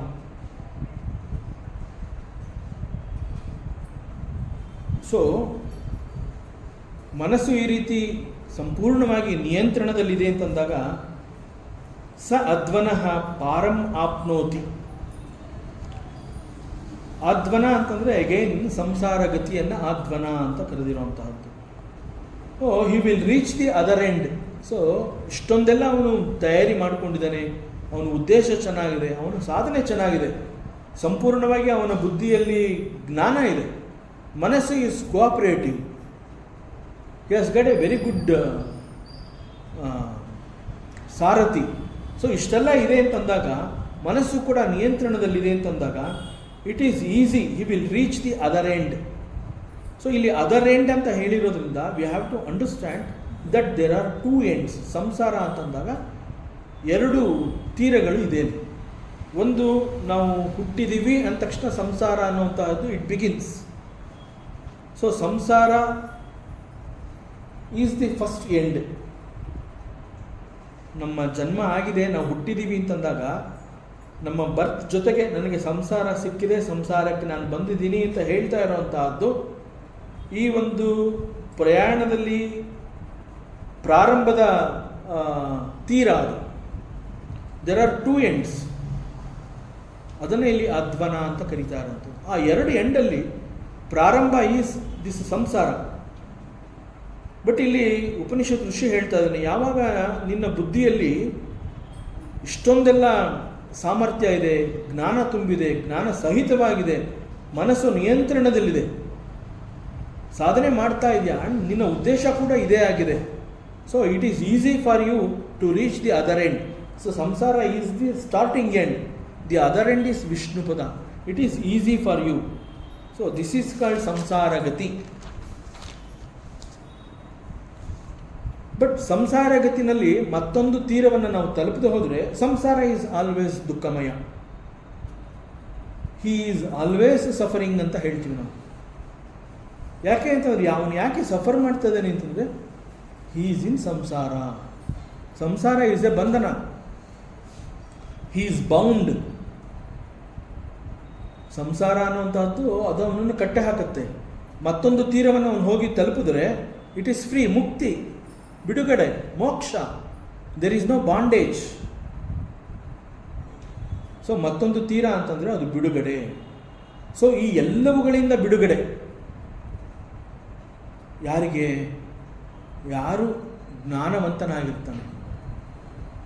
Who ever he is, ಅವನಲ್ಲಿ ವಿವೇಕ ಇದೆ, ಒಳ್ಳೆಯ ಬುದ್ಧಿ ಇದೆ, ಜ್ಞಾನ ಸಹಿತವಾದಂತಹ ಬುದ್ಧಿ ಇದೆ, ಅವನು ಹಿ will reach the other end. ಈ ಎಲ್ಲವುಗಳಿಂದ ಅವನು ಬಿಡುಗಡೆ ಹೋಗ್ತಾನೆ. ಆ್ಯಂಡ್ ದಟ್ ಈಸ್ ಕಾಲ್ಡ್ ಮುಕ್ತಿ, ಮೋಕ್ಷ, ಪರಮಪದ, ಬ್ರಹ್ಮಪದ, Vaikuntha, so many names. So ಯಾವ ಮನಸ್ಸು ಈ ರೀತಿ ವಿಜ್ಞಾನ ಸಾರಥಿ ವಿವೇಕವುಳ್ಳಂತಹ ಬುದ್ಧಿಯನ್ನು ಹೊಂದಿ ಮನಸ್ಸನ್ನು ಸಂಪೂರ್ಣವಾಗಿ ನಿಗ್ರಹಿಸಿ ಮನಸ್ಸಿಗೆ ಉತ್ತಮವಾದ ಶಿಕ್ಷಣವನ್ನು ಕೊಟ್ಟು ಕುದುರೆಗಳನ್ನು ಹೇಗೆ ಆ ಸಾರಥಿ ಪಳಗಿಸಿಕೊಂಡಿರ್ತಾನೆ ಆ ರೀತಿಯಲ್ಲಿ ಮನಸ್ಸು ಮತ್ತು ಇಂದ್ರಿಯಗಳನ್ನು ಪಳಗಿಸಿಕೊಂಡು ಅತಿ ಸುಲಭವಾಗಿ ಹಿ ರೀಚಸ್ ದಿ ಮೋಕ್ಷ ಪದವಿ, ಬಹಳ ಸುಲಭವಾಗಿ he will go there. That is called supreme state. ಅದನ್ನು ಇಲ್ಲಿ ವಿಷ್ಣುವಿನ ಪರಮಂ ಪದ. So abode of the Vishnu is called the supreme pada. But ಇಲ್ಲಿ there is a message and that message is hidden. ಅಂತಂದರೆ ಸಾಮಾನ್ಯವಾಗಿ ಕೆಲವೊಂದು ಉಪನಿಷತ್ತುಗಳು ಬಹಳ ಸೂಕ್ಷ್ಮವಾಗಿ ವಿಚಾರವನ್ನು ತಿಳಿಸ್ತಾ ಇರುವಂತಹ ಸಂದರ್ಭದಲ್ಲಿ ಬಹು ದೊಡ್ಡ ಸತ್ಯಗಳನ್ನು ತನ್ನ ಒಳಗಡೆ ಇಟ್ಟಿರುತ್ತೆ. ಯಾಕೆ ಅಂತಂದರೆ ಆ ಸಾಧಕ ಇಲ್ಲಿ ಬರಲಿ, ಇಲ್ಲೂ ಪ್ರಯತ್ನ ಪಡಲಿ, ಇದನ್ನು ನೋಡಲಿ ಅವರು. So there is a hidden message. ಇಲ್ಲಿ ಮಂತ್ರ ಬಹಳ ಸ್ಪಷ್ಟವಾಗಿ ಹೇಳ್ತಾ ಇದೆ, ಓನ್ಲಿ ಎ ವಿಜ್ಞಾನ ಸಾರಥಿ ಅಂತಂದರೆ ಯಾರು ವಿವೇಕ ಬುದ್ಧಿಯನ್ನು ಹೊಂದಿರ್ತಾನೆ ಅವನು ಮಾತ್ರ he can have A control over the mind. ಅವನು ಮಾತ್ರ ಮನಸ್ಸನ್ನು ಕಂಟ್ರೋಲ್ ಮಾಡೋದಕ್ಕೆ ಸಾಧ್ಯ. ಸೊ ಈ ಬುದ್ಧಿ ವಿವೇಕವನ್ನು ಹೊಂದಿಲ್ಲ ಅಂತಂದಾಗ so mind is not under the control, ಈ ಅರ್ಥ ಬರುತ್ತೆ. ಆಗ ಅಲಾಂಗ್ ವಿತ್ ದಿ ಮೈಂಡ್ ಬುದ್ಧಿ ಕೂಡ it becomes the slave of the ಇಂದ್ರಿಯಾಸ್ ಅಂಡ್ ದಿ ಮೈಂಡ್. ಸೊ ಈ ಕಾರಣದಿಂದ ವೇದಾಂತ ಏನು ಹೇಳುತ್ತೆ ಅಂತಂದರೆ ಯು ಮಸ್ಟ್ ಬಿ ಎ ವಿಜ್ಞಾನ ಸಾರಥಿ. So this is the basic qualification, primary qualification. So primary qualification ಅಥವಾ ಯೋಗ್ಯತೆ ಅಂತ ಹೇಳ್ತಾರೆ. ಸೊ ವಾಟ್ ಈಸ್ ದಿ ಯೋಗ್ಯತೆ ಅಂತಂದರೆ ವಿಜ್ಞಾನವಂತ ಜ್ಞಾನವನ್ನು ಹೊಂದಿರುವಂತಹ ಬುದ್ಧಿಯನ್ನು ನೀನು ಹೊಂದಿರು. So that it is easy for you to reach the Vishnu ಪದಂ. ಮತ್ತು ನಮ್ಮ ವೇದಾಂತದಲ್ಲಿ ಆಧ್ಯಾತ್ಮ ಸಾಧನೆ, ಸ್ಪಿರಿಚುವಲ್ ಪ್ರಾಕ್ಟೀಸ್ ಅಂತ ಹೇಳ್ತೀವಿ. ಆಧ್ಯಾತ್ಮ ಸಾಧನೆ ಅಂದರೆ it is called the spiritual practice. Spiritual practice ಅಂತ ಹೇಳಿದಾಗ ಇಲ್ಲಿ ಹೆಚ್ಚು ಪ್ರಾಶಸ್ತ್ಯ ಕೊಡುವಂತಹದ್ದೇ ಮನಸ್ಸಿನ ಪರಿಶುದ್ಧತೆಗೆ.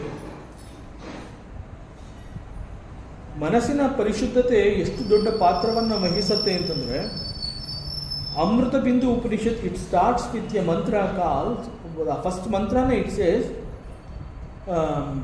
ಮನ ಏವ ಮನುಷ್ಯಾಣಂ ಕಾರಣಂ ಬಂಧ ಮೋಕ್ಷಯೋ. ಮೊದಲನೇ ಮಂತ್ರನೇ ಇಟ್ ಸೇಸ್ ದಟ್.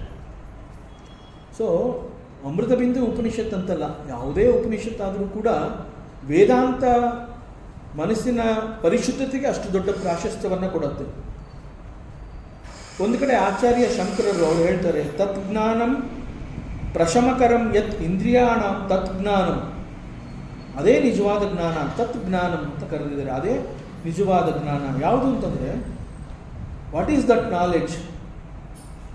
ಆಚಾರ್ಯ ಶಂಕರರು ಹೇಳ್ತಾ ಇರುವಂತಹ ಅದು ಯಾವುದು ಅಂತಂದರೆ ಯಾವ ಜ್ಞಾನ ನಮ್ಮ ಮನಸ್ಸು ಮತ್ತು ಇಂದ್ರಿಯಗಳನ್ನು ಸ್ತಬ್ಧಗೊಳಿಸುತ್ತೆ. ಮನಸ್ಸು ಸ್ತಬ್ಧಗೊಳಿಸೋದು ಅಂತಂದಾಗ ಅದು ಕೇಳೋದಕ್ಕೆ ಅಲ್ಲಿ ಪದಗಳಿದೆ. ಮನಸ್ಸು ಅನ್ನುವಂತಹದ್ದು ಸ್ತಬ್ಧಗೊಳಿಸ್ಕೋಬೇಕು ಅನ್ನುವಂತಹ ಶಬ್ದವನ್ನು ನಾವು ಕೇಳ್ತೀವಿ. ಬಟ್ ಆ್ಯಕ್ಚುಲ್ ಆಗಿ ಮನಸ್ಸನ್ನು ಸ್ತಬ್ಧಗೊಳಿಸುವಂತಹದ್ದು ಅಂತಂದ್ರೆ ಏನು? ಮನಸ್ಸನ್ನು ಸ್ತಬ್ಧಗೊಳಿಸೋದು ಅಂತಂದರೆ ಕೆಲವ್ರನ್ನ ನಾವು ಮುಕ್ತ ಪುರುಷ ಅಂತ ಕರಿತೀವಿ. ಅಂತಂದರೆ ಮುಕ್ತ ಪುರುಷ ಅಥವಾ he is a realised master, ಆತ್ಮಜ್ಞಾನವನ್ನು ಹೊಂದಿದ್ದಾನೆ ಅವನು. ಆತ್ಮಜ್ಞಾನವನ್ನು ಹೊಂದಿದ ನಂತರ ಕೂಡ ಅವನಿನ್ನೂ ಬದುಕಿದ್ದಾನೆ. ಸಾಮಾನ್ಯವಾಗಿ ಮೋಕ್ಷ ಅಂತಂದಾಗ ಅವನು ಮರಣದ ನಂತರದಲ್ಲಿ ಅವನಿಗೆ ಸಿಗತ್ತೆ ಅದು. ಆದರೆ ಇಲ್ಲಿ ಅವನು ಬದುಕಿರುವಾಗಲೇ ಆತ್ಮಜ್ಞಾನವನ್ನು ಅದಕ್ಕೆ ವೇದಾಂತ ನೌ ಅಂಡ್ ಹಿಯರ್ ಅಂತ ಹೇಳುವಂಥದ್ದು. ಈಗಲೇ ಈ ಕ್ಷಣ ನೀನು ಬದುಕಿರುವಾಗಲೇ ಅದನ್ನು ನೀನು ಅನುಭವಿಸಬೇಕು, ನಿನ್ನ ಅನುಭವಕ್ಕೆ ಬರಬೇಕು. You should know that you are a free man. So ಇಲ್ಲಿ ಒಬ್ಬ ರಿಯಲೈಸ್ಡ್ ಮಾಸ್ಟರು ಅವನು ಯಾಕೆ ಈ ದ್ವಂದ್ವಗಳಿಂದ ಅವನು ತಪ್ಪಿಸ್ಕೊಂಡಿರ್ತಾನೆ? ಸಾಮಾನ್ಯವಾಗಿ ಅವನು ನಮ್ಮ ಥರನೇ ಮನುಷ್ಯ, ಆದರೆ ಅವನನ್ನು ಈಸ್ ಎ ರಿಯಲೈಸ್ಡ್ ಮಾಸ್ಟರ್ ಅಂತ ಗುರುತಿಸಿದ್ದಾರೆ, ಅವನು ಆತ್ಮಜ್ಞಾನವನ್ನು ಹೊಂದಿದ್ದಾನೆ ಅಂತ ಹೇಳ್ತಾರೆ. ಬಟ್ ಅವನು ನಮ್ಮ ಥರನೇ ಇದ್ದಾನೆ. ನಾವು ಹೇಗೆ ಒಂದ್ಸಲಿ 2 ಸಲ ದಿನದಲ್ಲಿ ಊಟ ಮಾಡ್ತೀವಿ, ಅವನು ಊಟ ಮಾಡ್ತಾನೆ, ಮಾತಾಡ್ತಾನೆ. ನಾವು ಹೇಗೆ ನಡ್ಕೊಂಡು ಹೋಗ್ತೀವಿ, ಅವನು ಎಲ್ಲೋ ನಡ್ಕೊಂಡು ಹೋಗ್ತಾನೆ, ಎಲ್ಲಿಗೋ ಬರ್ತಾನೆ. ಅವನು ಆತ್ಮಜ್ಞಾನ ಹೊಂದಿದ್ದಾನೆ, ಬಟ್ ಅವನು ದೇವಸ್ಥಾನದಲ್ಲಿ ಬಂದು ದೇವ್ರಿಗೆ ನಮಸ್ಕಾರ ಮಾಡ್ತಾನೆ, ನಾನು ಮಾಡ್ತೀನಲ್ಲ. ಎಕ್ಸಾಕ್ಟ್ಲಿ ನಾವು ಹೇಗಿರ್ತೀವಿ ಅವನು ಕೂಡ ಹಾಗೆ ಇರ್ತಾನೆ. ದಟ್ ಮೀನ್ಸ್ ನನ್ನಲ್ಲಿ ಏನೇನಿದೆ ಅದೆಲ್ಲ ಅವನಲ್ಲೂ ಇದೆ. ನನ್ನಲ್ಲಿ ಮನಸ್ಸಿದೆ, ನನ್ನಲ್ಲಿ ಬುದ್ಧಿ ಇದೆ. ಎಲ್ಲೋ ಒಂದು ಕಡೆ ಯಾವುದೋ ಒಂದನ್ನು ನೋಡ್ಬಿಟ್ಟು ಇದು ದುಃಖ ಅಂತ ಹೇಳಿ ನಾನು ಅಳ್ತೀನಿ. ಬಟ್ ನಂತರನೇ ಅವನಿಗೂ ಮನಸ್ಸಿದೆ, ಅವನಿಗೂ ಬುದ್ಧಿ ಇದೆ. ಅವನು ಯಾವುದೋ ಒಂದನ್ನು ನೋಡಿದಾಗ ಆ ದ್ವಂದ್ವಗಳು ಅವನನ್ನು ಡಿಸ್ಟರ್ಬ್ ಮಾಡೋದಿಲ್ಲ. He will not cry. That is the difference between a realised person and an unrealised person. ನಮ್ಮಂತಲೇ ಅವನಿಗೂ ಮನಸ್ಸು ಬುದ್ಧಿ ಇರುತ್ತೆ, ಅವನಿಗೂ ಹಸಿವೆ ಆಗುತ್ತೆ. 2ನೇ ಚಾಪ್ಟರ್ ಆಫ್ ಗೀತೆಯಲ್ಲಿ ಸ್ಥಿತಪ್ರಜ್ಞನ ಲಕ್ಷಣವನ್ನು ಕುರಿತು ಕೇಳ್ತಾನೆ. ಸ್ಥಿತಪ್ರಜ್ಞಸ್ಯ ಕಾ ಭಾಷಾ, ಫೇಮಸ್ ಕ್ವಶ್ಚನ್ ಅದು ಅರ್ಜುನನ್. ನಮಗೆ ಆಶ್ಚರ್ಯ ಆಗುತ್ತೆ, ಯಾರನ್ನೋ ನೋಡ್ತೀವಿ, ಅವನು ಹೇಗೆ ಸಾಧ್ಯ ಆಯಿತು, ನನಗೆ ಯಾಕೆ ಈ ಥರ, why I am suffering and he is not suffering? Because when that experience touched you, you are disturbed. When the same experience touched him, he is not disturbed. ಎಲ್ಲೋ ಒಂದು ಕಡೆ you gave this scope for the disturbances. That is why you are suffering. Carry ಮಾಡಲ್ಲ. Yes, exactly.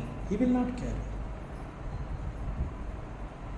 So ಅದನ್ನೇ ಇಲ್ಲಿ ಶಂಕರಾಚಾರ್ಯರು ಹೇಳ್ತಾ ಇದ್ದಾರೆ, the mind, ಯಾವ ಮನಸ್ಸು ಯಾವ ರೀತಿ ಇರುತ್ತೆ ಅಂತಂದರೆ, ಯಾವುದನ್ನು ನೀನು ಜ್ಞಾನ ಅಂತ ಕರಿಬೋದು ಅಂತಂದರೆ, ಯಾವ ಜ್ಞಾನ ನಿನ್ನ ಮನಸ್ಸು ಮತ್ತು ಇಂದ್ರಿಯಗಳನ್ನು ಹೇಗೆ ನಿಗ್ರಹಿಸಿರುತ್ತೆ ಅಂತಂದರೆ, ಅದು ಎಂದೂ ಕೂಡ ಕುಣಿಯೋದಿಲ್ಲ, ಎಂದೂ ಕೂಡ ಚಡ್ಪಡಿಸೋದಿಲ್ಲ, ಎಂದೂ ಕೂಡ ದುಃಖಕ್ಕೆ ಒಳಗಾಗೋದಿಲ್ಲ. ಅಂತಹದ್ದನ್ನು ಅವ್ರು ಹೇಳ್ತಾರೆ. That mind is very stable, mind is stilled ಅಂತ ಹೇಳ್ತಾರೆ ಅವರು. ಸೊ ಇನ್ಫ್ಯಾಕ್ಟ್ ಇದನ್ನು ಅವರು ಧನ್ಯಾಷ್ಟಕಮಲ್ಲಿ ಪ್ರಾರಂಭದಲ್ಲೇ ಹೇಳ್ತಾರೆ. So what is the test of this knowledge? ಇದು ಪರಮಜ್ಞಾನ ಇದು ಅನ್ನುವಂತಹದ್ದಕ್ಕೆ what is the test? So test ಏನು ಅಂತಂದರೆ ವೆರಿ ಸಿಂಪಲ್. ಎಗೈನ್ ಆಚಾರ್ಯರು ಹೇಳ್ತಾರೆ, ನೋಡಪ್ಪ, ಈಗ ನೀ ಏನೋ ಯೋಚನೆ ಮಾಡ್ತಾ ಕೂತಿದೀಯಾ, ನೀನು ಒಬ್ಬನೇ ಇದೆಯಾ, ಯಾರೂ ಇಲ್ಲ, ಯಾರೂ ನೀನು ಡಿಸ್ಟರ್ಬ್ ಮಾಡ್ತಾ ಇಲ್ಲ. ಸೊ ನೀನು ಯೋಚನಾ ಲೋಕಕ್ಕೆ ಹೋಗಿದೆಯಾ, ಅನೇಕ ಆಲೋಚನೆಗಳು ನಿನ್ನ ಮನಸ್ಸಿನಲ್ಲಿ ಹರಿದಾಡ್ತಾ ಇದೆ. ಸೊ ಜ್ಞಾನ ಅನ್ನೋದನ್ನು ನೀನು ಗುರುತಿಸ್ಕೋಬೇಕು ಅಂತಂದರೆ ನಿನಗೆ ಗೊತ್ತಾಗಬೇಕು ಯಾವ ಆಲೋಚನೆಗಳು ನನ್ನ ಮನಸ್ಸಿನಲ್ಲಿ ಹರಿದಾಡ್ತಾ ಇದೆ ಅನ್ನೋದು ನಿನಗೆ ಗೊತ್ತಾಗಬೇಕು. ಯೋಚನೆಗಳು ಏನೋ ಯೋಚನೆ ಮಾಡ್ತಾ ಇದ್ದೀನಿ ಅಂತ ಹೇಳೋದು ಸಿಂಪಲ್, ಬಟ್ ಏನನ್ನ ಯೋಚನೆ ಮಾಡ್ತಾ ಇದ್ದೀನಿ ಅನ್ನೋದು ನಿನಗೆ ಗೊತ್ತಾಗಬೇಕು. You should know that. So ಏನನ್ನ ಯೋಚನೆ ಮಾಡ್ತಾ ಇದ್ದೀನಿ ಅನ್ನುವಂತಹದ್ದು ಗೊತ್ತಾಗಬೇಕು. ಅದೇ ರೀತಿ ಏನೋ ಒಂದು ಕೆಲಸ ಮಾಡ್ತಾ ಇದೆಯಾ, ನೀ ಏನು ಕೆಲಸ ಮಾಡ್ತಾ ಇದೆಯಾ ಅದು ನಿನಗೆ ಗೊತ್ತಾಗಬೇಕು. ಈ ಕೆಲಸವನ್ನು ಯಾವ ರೀತಿಯಲ್ಲಿ ಪೂರೈಸಬೇಕು, ಆ ದಿಕ್ಕಿನಲ್ಲಿ ಆ ಕೆಲಸ ಆಗಬೇಕು. ಇಲ್ಲ ಏನೋ ಕೆಲಸ ಮಾಡ್ತೀನಿ ಅದು ಇನ್ನೇನೋ ಆಗುತ್ತೆ, ಪ್ರಯೋಜನ ಇಲ್ಲ. ಸೊ ಏನು ಕೆಲಸವನ್ನು ನಾನು ಮಾಡ್ತಾ ಇದ್ದೀನಿ ಅನ್ನೋದು ನಿನಗೆ ಗೊತ್ತಾಗಬೇಕು. ಸೊ ಇದಕ್ಕೆ ಮನೆಯಲ್ಲಿ ಅನುಭವಿಗಳು, ಹಿರಿಯರು ಹೇಳ್ತಾರೆ, ದೊಡ್ಡವ್ರು ಹೇಳ್ತಾರೆ, ಮನಸ್ಸಿಟ್ಟು ಕೆಲಸ ಮಾಡಯ್ಯ. ಸೊ ಯು ಶುಡ್ ನೋ, ನೀ ಏನು ಕೆಲಸ ಮಾಡ್ತಾ ಇದೆಯಾ ಅನ್ನೋದು ನಿನಗೆ ಗೊತ್ತಾಗಬೇಕು. ದಟ್ ಈಸ್ ಕಾಲ್ಡ್ ವಿವೇಕ ಬುದ್ಧಿ. So mind is controlled. ಆ ರೀತಿ ಹೇಳಿದಾಗ ಈವನ್ ನಾವು ಯಾರ ಜೊತೆನೋ ನಾವು ಮಾತನಾಡ್ತಾ ಇದ್ದಾಗ, ನಾ ಯಾರ ಜೊತೆ ಮಾತನಾಡ್ತಾ ಇದ್ದೀನಿ ಫಸ್ಟ್ ಅದು ನನಗೆ ಗೊತ್ತಾಗಬೇಕು. ನಾ ಯಾರ ಜೊತೆ ಮಾತನಾಡ್ತಾ ಇದ್ದೀನಿ ಅದು ನನಗೆ ಫಸ್ಟ್ ಗೊತ್ತಾಗಬೇಕು. ಆಮೇಲೆ ನಾ ಏನು ಮಾತಾಡ್ತಾ ಇದ್ದೀನಿ ಅವ್ರ ಜೊತೆ ಅದು ಕೂಡ ನನಗೆ ಗೊತ್ತಾಗಬೇಕು. ಆಮೇಲೆ ನಾನು ಅವ್ರ ಜೊತೆ ಎಷ್ಟು ಮಾತಾಡಬಹುದು ಅದು ಕೂಡ ನನಗೆ ಗೊತ್ತಾಗಬೇಕು. ಅದನ್ನು ಇಲ್ಲಿ ಆಚಾರ್ಯ ಶಂಕರರು that is the real knowledge, ಅದು ನಿಜವಾದ ಜ್ಞಾನ. ಸೊ ಹೀಗೆ ಅಂತಹವನನ್ನು ಜ್ಞಾನವಂತ ಅಂತ ಕರಿಬಹುದು. And he can be your ವಿಜ್ಞಾನ ಸಾರಥಿ and he is your Krishna. ಮನಃ ಪ್ರಗ್ರಹವಾನ್, ರಥವನ್ನು ಓಡಿಸೋವನನ್ನು ನಾವು ಸಾರಥಿ ಅಂತ ಕರಿತೀವಿ. ಸೊ ಸಾರಥಿ ಮಸ್ಟ್ ಬಿ ವೆರಿ ಇಂಟೆಲಿಜೆಂಟ್. ಅವನು ಬುದ್ಧಿವಂತ ಆಗಿದ್ದ ಪಕ್ಷದಲ್ಲಿ ಮಾತ್ರ ನಮ್ಮ ಜರ್ನಿ ಚೆನ್ನಾಗಿರುತ್ತೆ, ಸೇಫ್ ಆಗಿರುತ್ತೆ. ಯಾವ ಟೈಮಲ್ಲಿ ಹೋಗಿ ಅದನ್ನ ತಲುಪಬೇಕು ಆ ಟೈಮಲ್ಲಿ ಎಕ್ಸಾಕ್ಟಾಗಿ ಎಕ್ಸಾಕ್ಟ್ ಪ್ಲೇಸ್, ನೋ ಆಯಾಸ, ನೋ ಟಯರ್ಡ್ನೆಸ್. ಪ್ರಯಾಣ ಸುರಕ್ಷಿತವಾಗಿತ್ತು ಅಂತ ಹೇಳ್ತೀವಿ. ಸೊ ಒಬ್ಬ ಜ್ಞಾನವಂತ ನಮ್ಮ ಸಾರಥಿ ಆಗಿದ್ದರೆ ಇಟ್ ಇಸ್ ಆಲ್ ಪಾಸಿಬಲ್.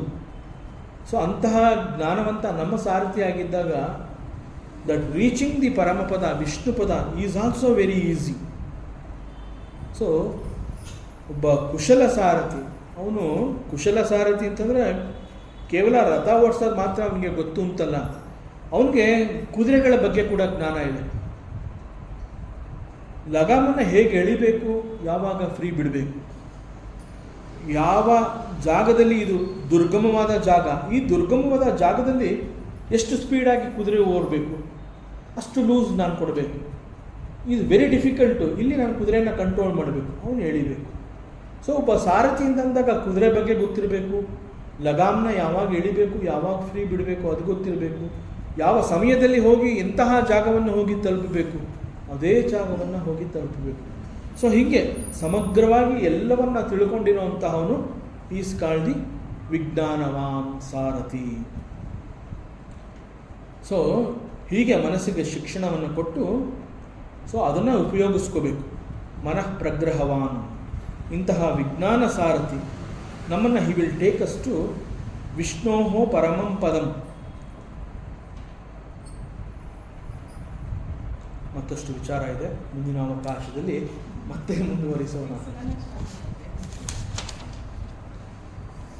ಓಂ ಪೂರ್ಣಮದಃ ಪೂರ್ಣಮಿದಂ ಪೂರ್ಣಾತ್ ಪೂರ್ಣಮುದಚ್ಯತೆ ಪೂರ್ಣಸ್ಯ ಪೂರ್ಣಮಾದಾಯ ಪೂರ್ಣಮೇವಾವಶಿಷ್ಯತೆ.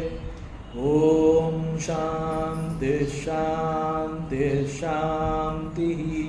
ಹರಿ ಓಂ ಶ್ರೀ ಗುರುಭ್ಯೋ ನಮಃ. ಹರಿ ಓಂ. ಈ ದಿನದ ಪ್ರವಚನ ಸೇವೆಯನ್ನು ಸದ್ಗುರು ಶ್ರೀ ಚಿಕ್ಕಲಿಂಗಣ್ಣರವರ ಪಾದಚರಣೆಗಳಿಗೆ ಅತ್ಯಂತ ಭಕ್ತಿಯಿಂದ ಶ್ರದ್ಧೆಯಿಂದ ಅರ್ಪಿಸೋಣ. ಶ್ರೀ ಕೃಷ್ಣಾರ್ಪಣಮಸ್ತು.